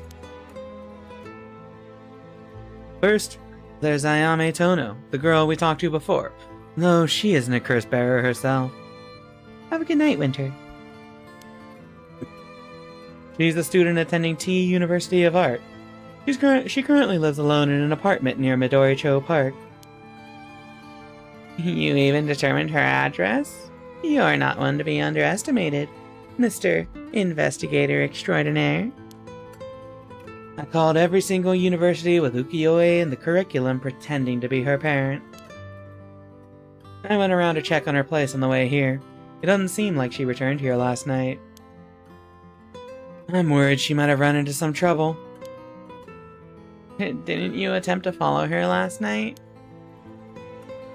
I'm embarrassed to say, but I couldn't. She shook me. I couldn't keep track of her. And here I thought you were an investigator extraordinaire. I'd like to learn more about her, but it would take some time. She is planning to steal the curse stones, just like us. It's best we act carefully around her. About the curse bearers. Next is the tall man who is dressed in black. I met him near Kinshicho. He stood out with the way he dressed. I managed to get some good information from him. Oops, where'd my mouse go? There it is. Impressive. What can I say? He works as the secretary to Hihaku Soap's chairwoman. I believe his name is Takumi Yumioka. The Hihaku Soap's headquarters and factories are both located in Honjo. correct? Yes.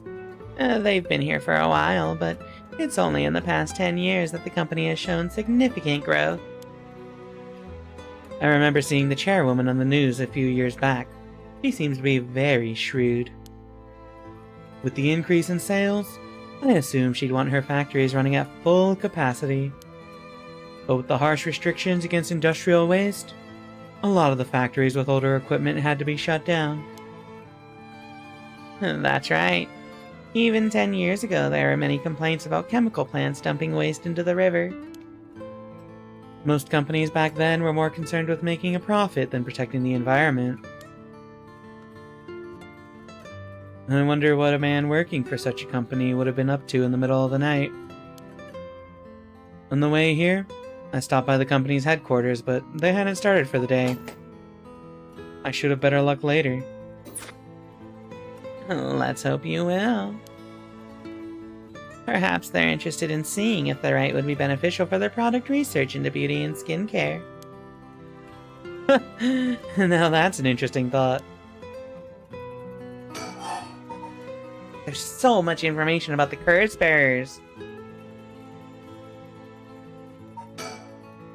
I ran into one more suspicious young man last night. This one seemed to be out collecting soul drags, right? Indeed. I couldn't get a good look at him though, and I couldn't gather enough intel to properly identify him.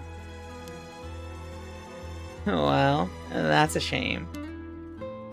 But I can make an educated guess. Oh? You know that researcher who discovered the ancient text on the Rite of Resurrection? The one that lives right near here. His name is Hideki Araishi, and the man I met was very similar in stature. Oh my, even he is involved? How awfully suspect. Considering his background, couldn't he be the one who initiated the whole affair? I think it's possible, yes. Which is why I decided to refrain from making contact with him for the time being. Safety first. Understandable. Of course, I want to learn more, but this isn't the right time to focus on him. Okay. About the curse bearers. I prefer to ascertain who else is a curse bearer. First, I'll return to Hihaku Soaps to see the man in black. Their headquarters are down on South Watagasui Street. Okay. Finally, we're done. About the kidnapping now. I learned something new about the criminal involved with the kidnapping. It concerns the serial killings. There was a body found at Komagata High School. The person who identified as a school teacher, his name was Kohei Janucci. Do you think he was a curse bearer? Not sure. It's possible. But regardless, this means the two people who knew the truth about the kidnapping are both dead. Just when we were getting somewhere. It isn't enough to make me give up, of course. Still, we don't know anything about Michio Shiraishi's residence. It'd be wise to pay it a visit. Understood. Bro's yapping about the serial killings. In addition to the 3 victims associated with the Honjo serial killings, there's Michio Shiraishi, he reportedly committed suicide, and the police officer who died at the former Yasuda Gardens. I was just thinking, this is an insane amount of information to get in 5 hours. This town's gotta be tiny! If strange deaths continue occurring like so, they're bound to inspire strange rumors. But those last 2 have nothing to do with the 7 mysteries, no? It's true. Both occurred a week before this accursed situation began. Still, it cannot be ruled out.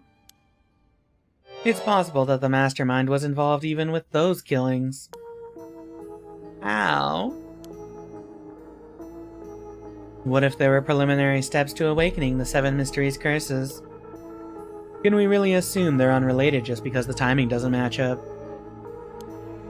Or rather, the police officer's death is so baffling that it'd be easier if it were connected to these curses. The victim wasn't the type to be caught off guard easily. You seem to know a lot about this. I suppose we weren't strangers. My personal feelings might be wrapped up in this one, too. I see. If you were to investigate this matter more, you might get a lead on the mastermind. You're right. If we wish to focus on the mastermind's identity, this would be a fine starting point. Okay.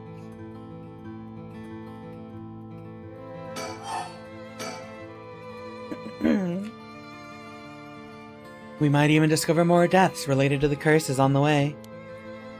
We should pay attention to today's news. Well, that's all I have to report. Shall we continue with our investigation? What do you want to do? If you still can't use the curse stone, taking a walk should be a fine place to start. Alright, let's go together. I want to see what's going on for myself. In that case, I'll trust you to decide on where we should go, ma'am.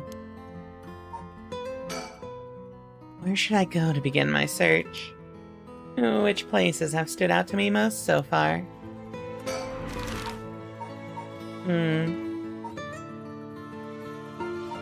So, let's see.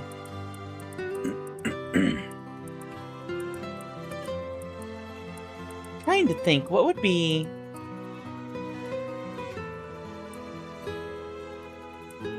Three serial killings. So, the school has the students.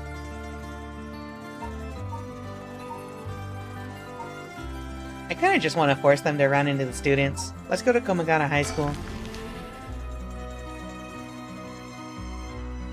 Komagata High School front gates. Yeah, word spreads faster in the 70s, especially if it's a small town. Here we are at Ground Zero, Komagata High School. I guess it's logical that the police has got this place shut down. The teacher's body was found here after all. It's as if the students have nowhere to go now that the school's closed.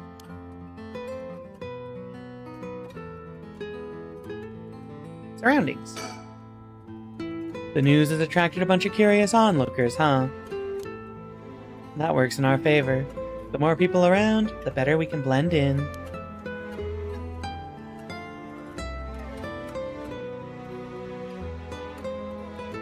School gates. It seems the officers are still inspecting the scene. Entry has been strictly prohibited. Let's think. 2 people have died. A teacher named Kohei Janucci and a student, Michio Shiraishi. Is there anything else to be gained here? He appears to be wary of those police officers. Or maybe the police really do have something against private investigators, just like in those detective novels.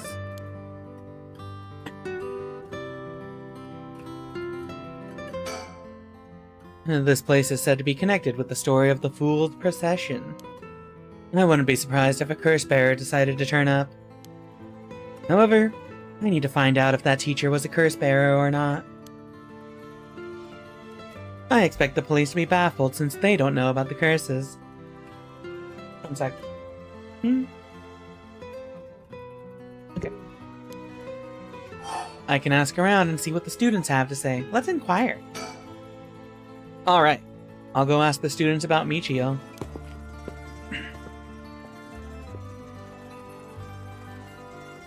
I'm back, ma'am. So, what did you learn? That school kids sure love a good rumor. I was practically drowning in stories about Mr. Janucci and Michio, most of which seemed dubious at best. Not surprising. Most of what I heard was hardly worth a second thought. But there was one story that caught my attention. Oh? Some believe that Michio is the one who killed Mr. Janucci. Really? The story's got 2 pieces of evidence to back it up. One of them wasn't news to me. Apparently, he's been mumbling that Michio was gonna kill him for some days now. Fellow teacher overheard his mumbling and told the students. And then it spread like wildfire, I suppose. Rumors that juicy don't stay a secret for long. As for the other piece of evidence, a pigtailed girl in her school uniform was seen around school late last night. Go on. Although numerous people claim to have seen the girl, not one of them saw her face. Some are proposing it was Michio brought back to life or that it was her vengeful spirit. But it's not like Michio's the only high school girl to wear pigtails. This rumor might have been made up just to fan the flames. But if it were true, I'd want to get hold of her in order to hear her side of the kidnapping. If she's alive, that'd be ideal. There's still one more thing I should mention. I discovered where Michio lived. A student had a list of student addresses on hand. That's an amazing find. I believe all of the students actually have a copy of said list. It truly worries me how easy it was to obtain what should be confidential information. Imagine what would happen if that information got into the wrong hands. Well, so far it hasn't, no? Sure, well, let's hope it stays that way. In the meantime, it's now possible for us to visit Michio Shiraishi's house. I like how it was highlighted. Let me tell you about 2024.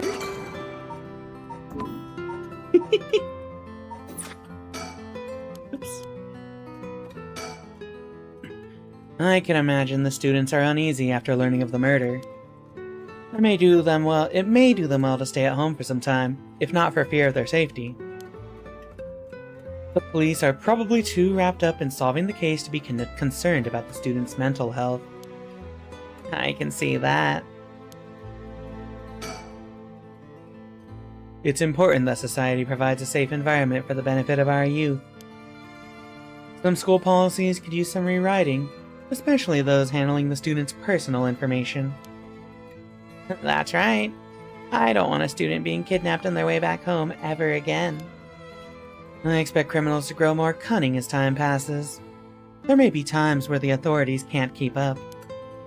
That's where outlaws such as myself come in. What's this about? Actually, just forget I said anything.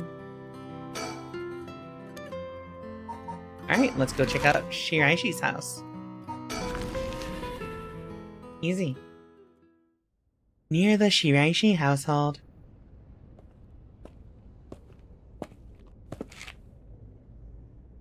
How did it go? I went to visit Michio Shiraishi's family home. However, no one seemed to be there. I got no answer at the door, and all the lights were out. It seems to have been empty for a while now. There was a stack of newspapers out front.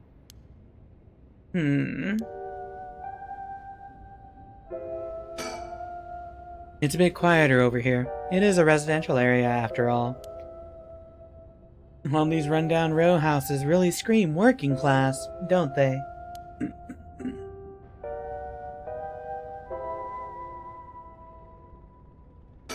Oops. Let's think. I don't understand why no one's come to this house even after Michio committed suicide. I wonder if this place is okay. I've never liked these messy and cluttered back streets. They give me the jitters every time. It's reassuring to have someone as strong and tall as Richter accompanying me. He looks so unfazed. I suppose a detective is used to this kind of thing. Always investigating and chasing criminals. I wouldn't be cut out for it. Yeah, he is pretty built. His muscles are pretty defined. Social connections run deep in working class areas like this place, so I decided to talk to the locals. I met a few nice old ladies who were kind enough to give me the scoop. Turns out the Shiraishi's reputation really went down the dumps this past year. Is that so? I'll give you the quick summary. They moved here about 3 years ago. Their previous residence was in a better part of town. Michio's father died in a car accident, leaving behind just the two of them. Michio's mom, Toshiko, now a single mother, relocated here. At first they got along with their neighbors, many of which were in similar situations, helping and being helped in turn. So far so good. What happened?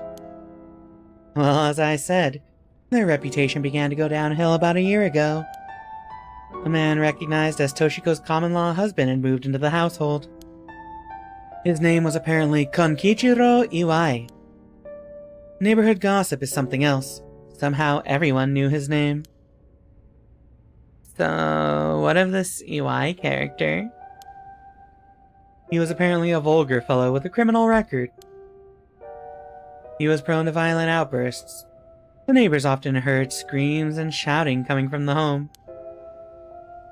The neighbors took particular notice of Toshiko's screams pleading with him not to hit Michio. That's terrible. As if that wasn't unsettling enough, every night the neighbors also began to hear an eerie chanting. Through this, the Shiraishi standing in the neighborhood plummeted rapidly. Toshiko was often seen covered in bruises and wounds. She stopped responding to her neighbors. She would just turn the other way when greeted. They kept their storm shutters closed even during the day, and effectively shut themselves away from the entire community. That sounds horrible. Why didn't the police step in and do something? Unfortunately, under our current laws, the police aren't allowed to get involved with domestic disputes. That's awful. And then Michio reportedly killed herself. Things only got worse with Iwai, and Toshiko was admitted to the hospital for physical and mental abuse. Ever since, Iwai hasn't returned to the home. Many locals expressed sympathy for Michio's circumstances, but just as many were fed up with the Shiraishis entirely, and seemed relieved that things finally quieted down again. It seems that they were still considered outsiders, even after 3 years of living here. I don't understand it. Why would Toshiko have gotten involved with such a brutish good-for-nothing in the first place? I've heard many stories where one partner's personality does a complete turn after entering a relationship.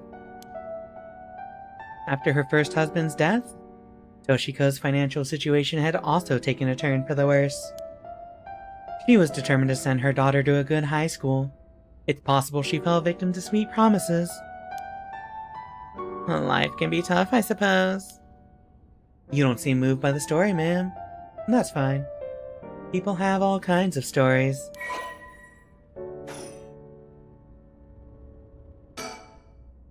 But the Shiraishis certainly hadn't looked out with theirs, bringing such a violent man into it. Fill time. Oh, are we done? The Shiraishis were dealt a tough hand. I can't imagine what it was like. Could it be the girl was forced by her circumstances to take part in the kidnapping? What else am I supposed to do here?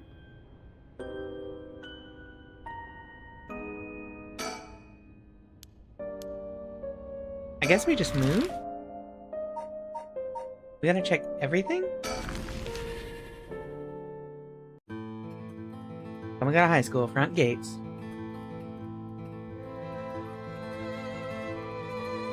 This is Komagata High School. I guess there haven't been any developments. I guess I just check everywhere.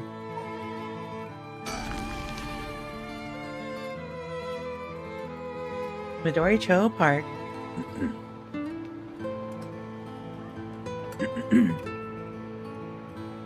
Alright. We're here. This is Midori-cho Park. Hayami Tono lives around here. She wasn't in her apartment when I dropped by this morning. I wonder if it's worth checking again. It seems picking up Ayame's trail is out of the question for now. Why did we even come here? It's always heartwarming to see children playing in the park. Richter seems to like kids, perhaps because they're on the same wavelength. That's hilarious. This place is connected with the story of the Taiko of Tsugaru. Not only that, Katsushika Hokusai's home was also in this area. That might be why Ayame chose to live here.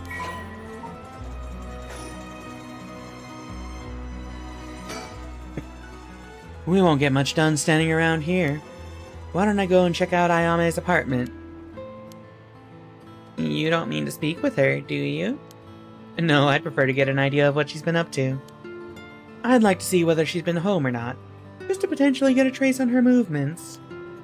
Then be my guest. Okay, I shouldn't be long.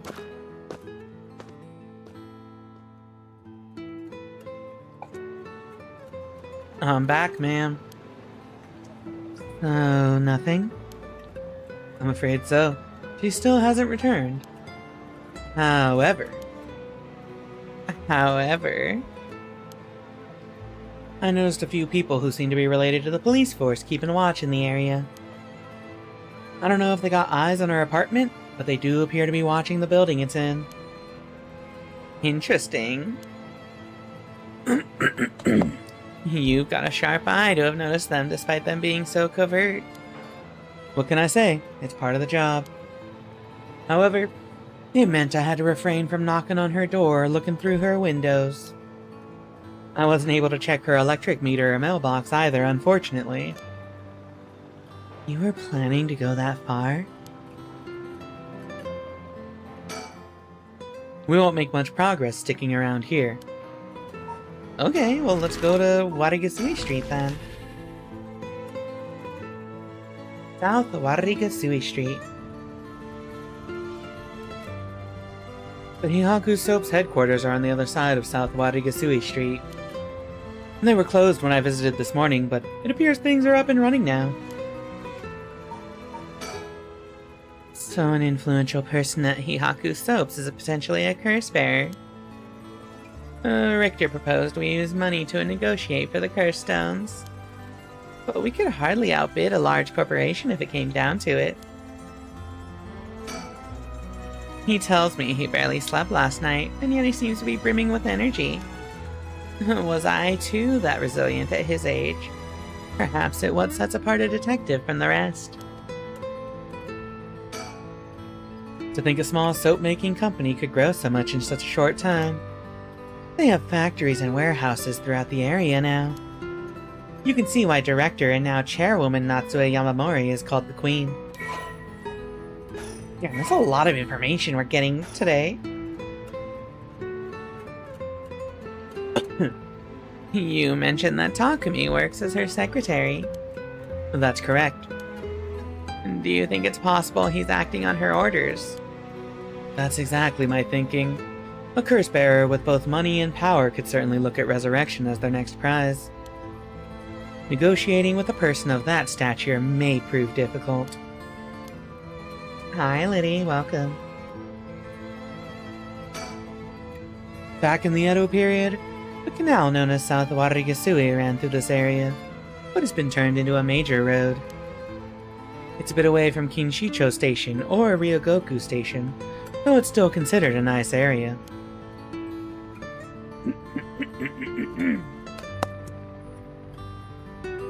Oh, my throat is killing me.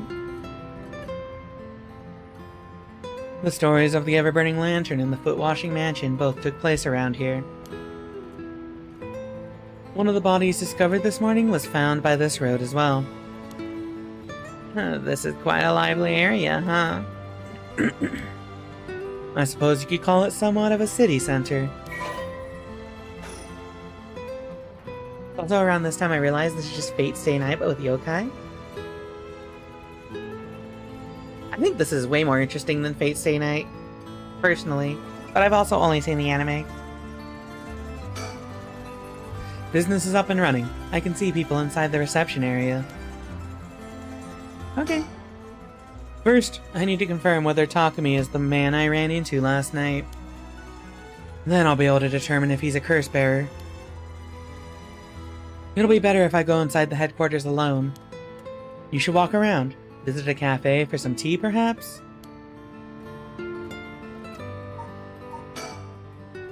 We already got that.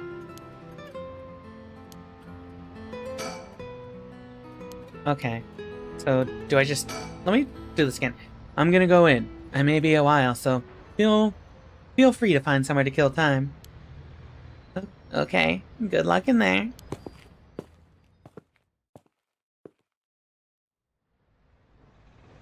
Damn, she really waited? Also, hi, Ahissa, welcome to the stream. Thank you for redeeming the book borrow.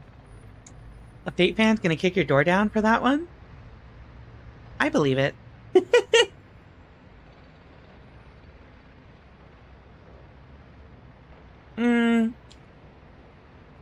I have a theory, so we're snoozing the ads for 5 minutes. Sorry to keep you waiting. How did it go? I'll fast forward to the conclusion. I met with Takumi.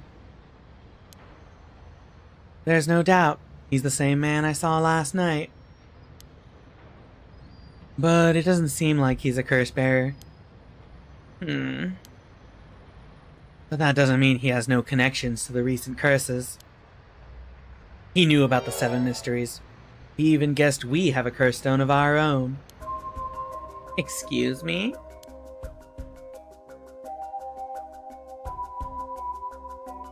I tried to approach Takumi about a fallen item after I ran into him last night, however. You said your name was Richter, correct? I have a favor I'd like to ask of you. I'm hoping you would hand over the curse stone in your possession. Curse stone? What are you on about? There's no need to play dumb with me. In fact, there's no time for it. I had all the same reason you did to think you were a curse bearer last night. And your arrival here only confirms it. You are a curse bearer. No?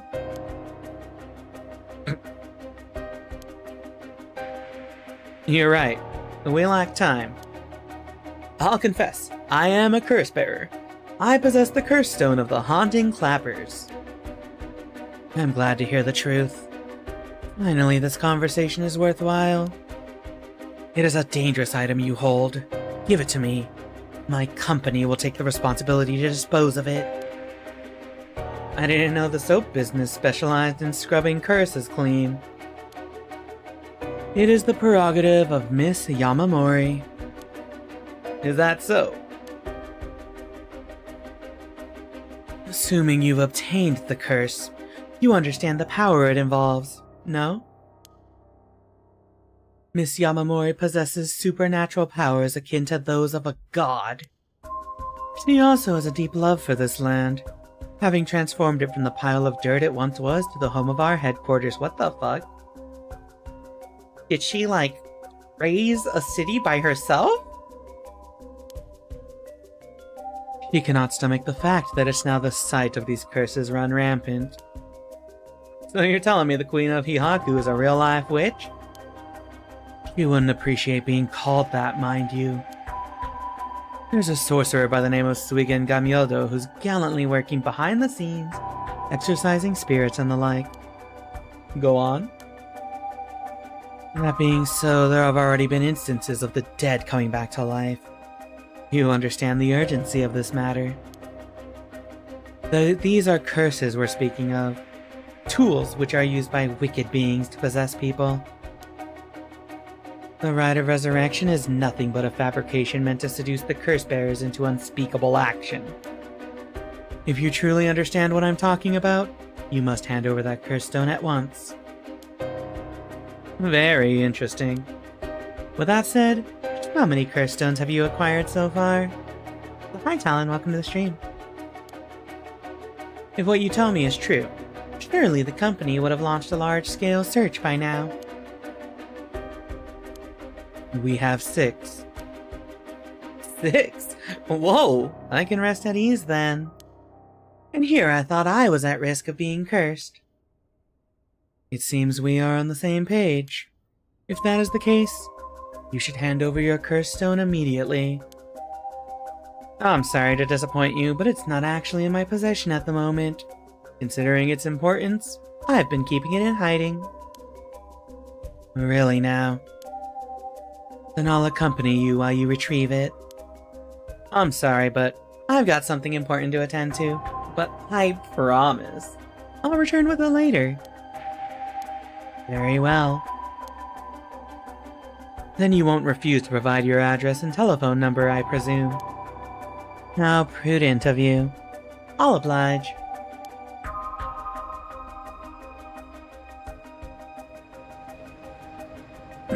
And that's how it went. So, they aren't after the right after all? I wouldn't be so quick to trust him. Oh? I believe we're dealing with a master in deception. He may well have made up a story to convince us to part ways with our stone. I think he was lying about having procured 6 curse stones as well. Like, really? 6?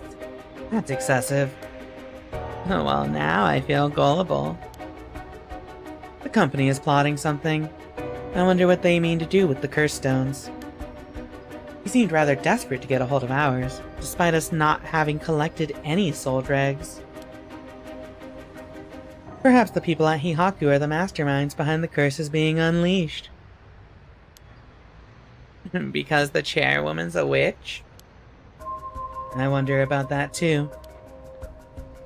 If she really were that powerful, would her secretary have divulged that information so casually? Takumi was either making it up as he went, or he's trying to spread a rumor. For what purpose would he do that? Recently, people have been caught up about the occult more than ever before. If word spreads that Hihaku's chairwoman has godlike powers, she could very well benefit socially and politically from that mystique. That's unsettling. By the way, there's one more thing of interest I heard while in the company's reception lobby. And what's that? People were discussing whether one of the bodies found this morning was that of a Hihaku employee. Really? So long as the officials haven't revealed the identity, it all amounts to no more than speculation, though. Despite that, I have reason to believe Hihaku Soaps is deeply involved with the 7 mysteries. At the very least, I can assure you I've gathered that much. The more we know, the better our negotiations will go. Think. How interesting that the Queen of Hihaku, or the witch, whatever she is trying to get her hands on the rite of resurrection. It's like some kind of dark fairy tale. Regardless of what is or isn't true, we must stay one step ahead. Is there anything else? Oh, here we go. We should avoid Hihaku for the time being. It'll be a pain if I have to deal with Takumi again.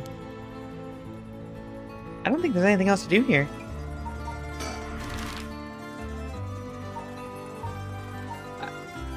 What am I supposed to do? Maybe we check this again? I'm just gonna check all of these real quick. Oh. I doubt anyone's still living there. Oh, so you came here too. What is it?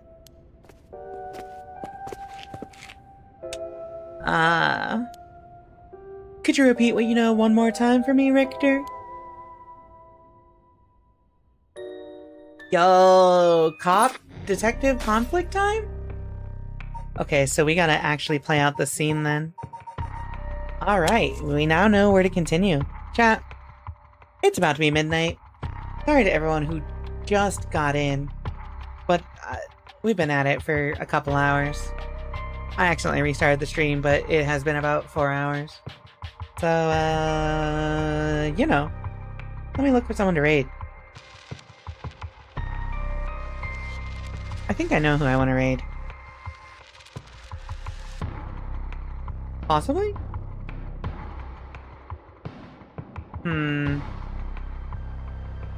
Maybe not this person. This person is AFK at the moment. Yeah. We're dipping. Old Man Yowie raid. You know what? If anyone's reading Yowie, yeah, we'll go raid him. What the fuck is Uncle Chop's Rock? What? Uncle Chop's Rocket Shop. I don't think that's Yowie. I think that's like the opposite of Yowie.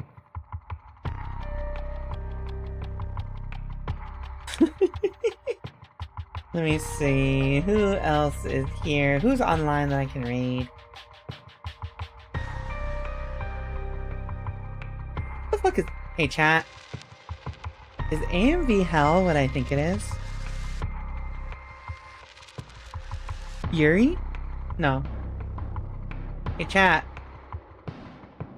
Y'all want to see some AMVs? We're gonna... Let's go watch some AMVs. Alright. Very short AMV. What the fuck am I looking at? Oh, right.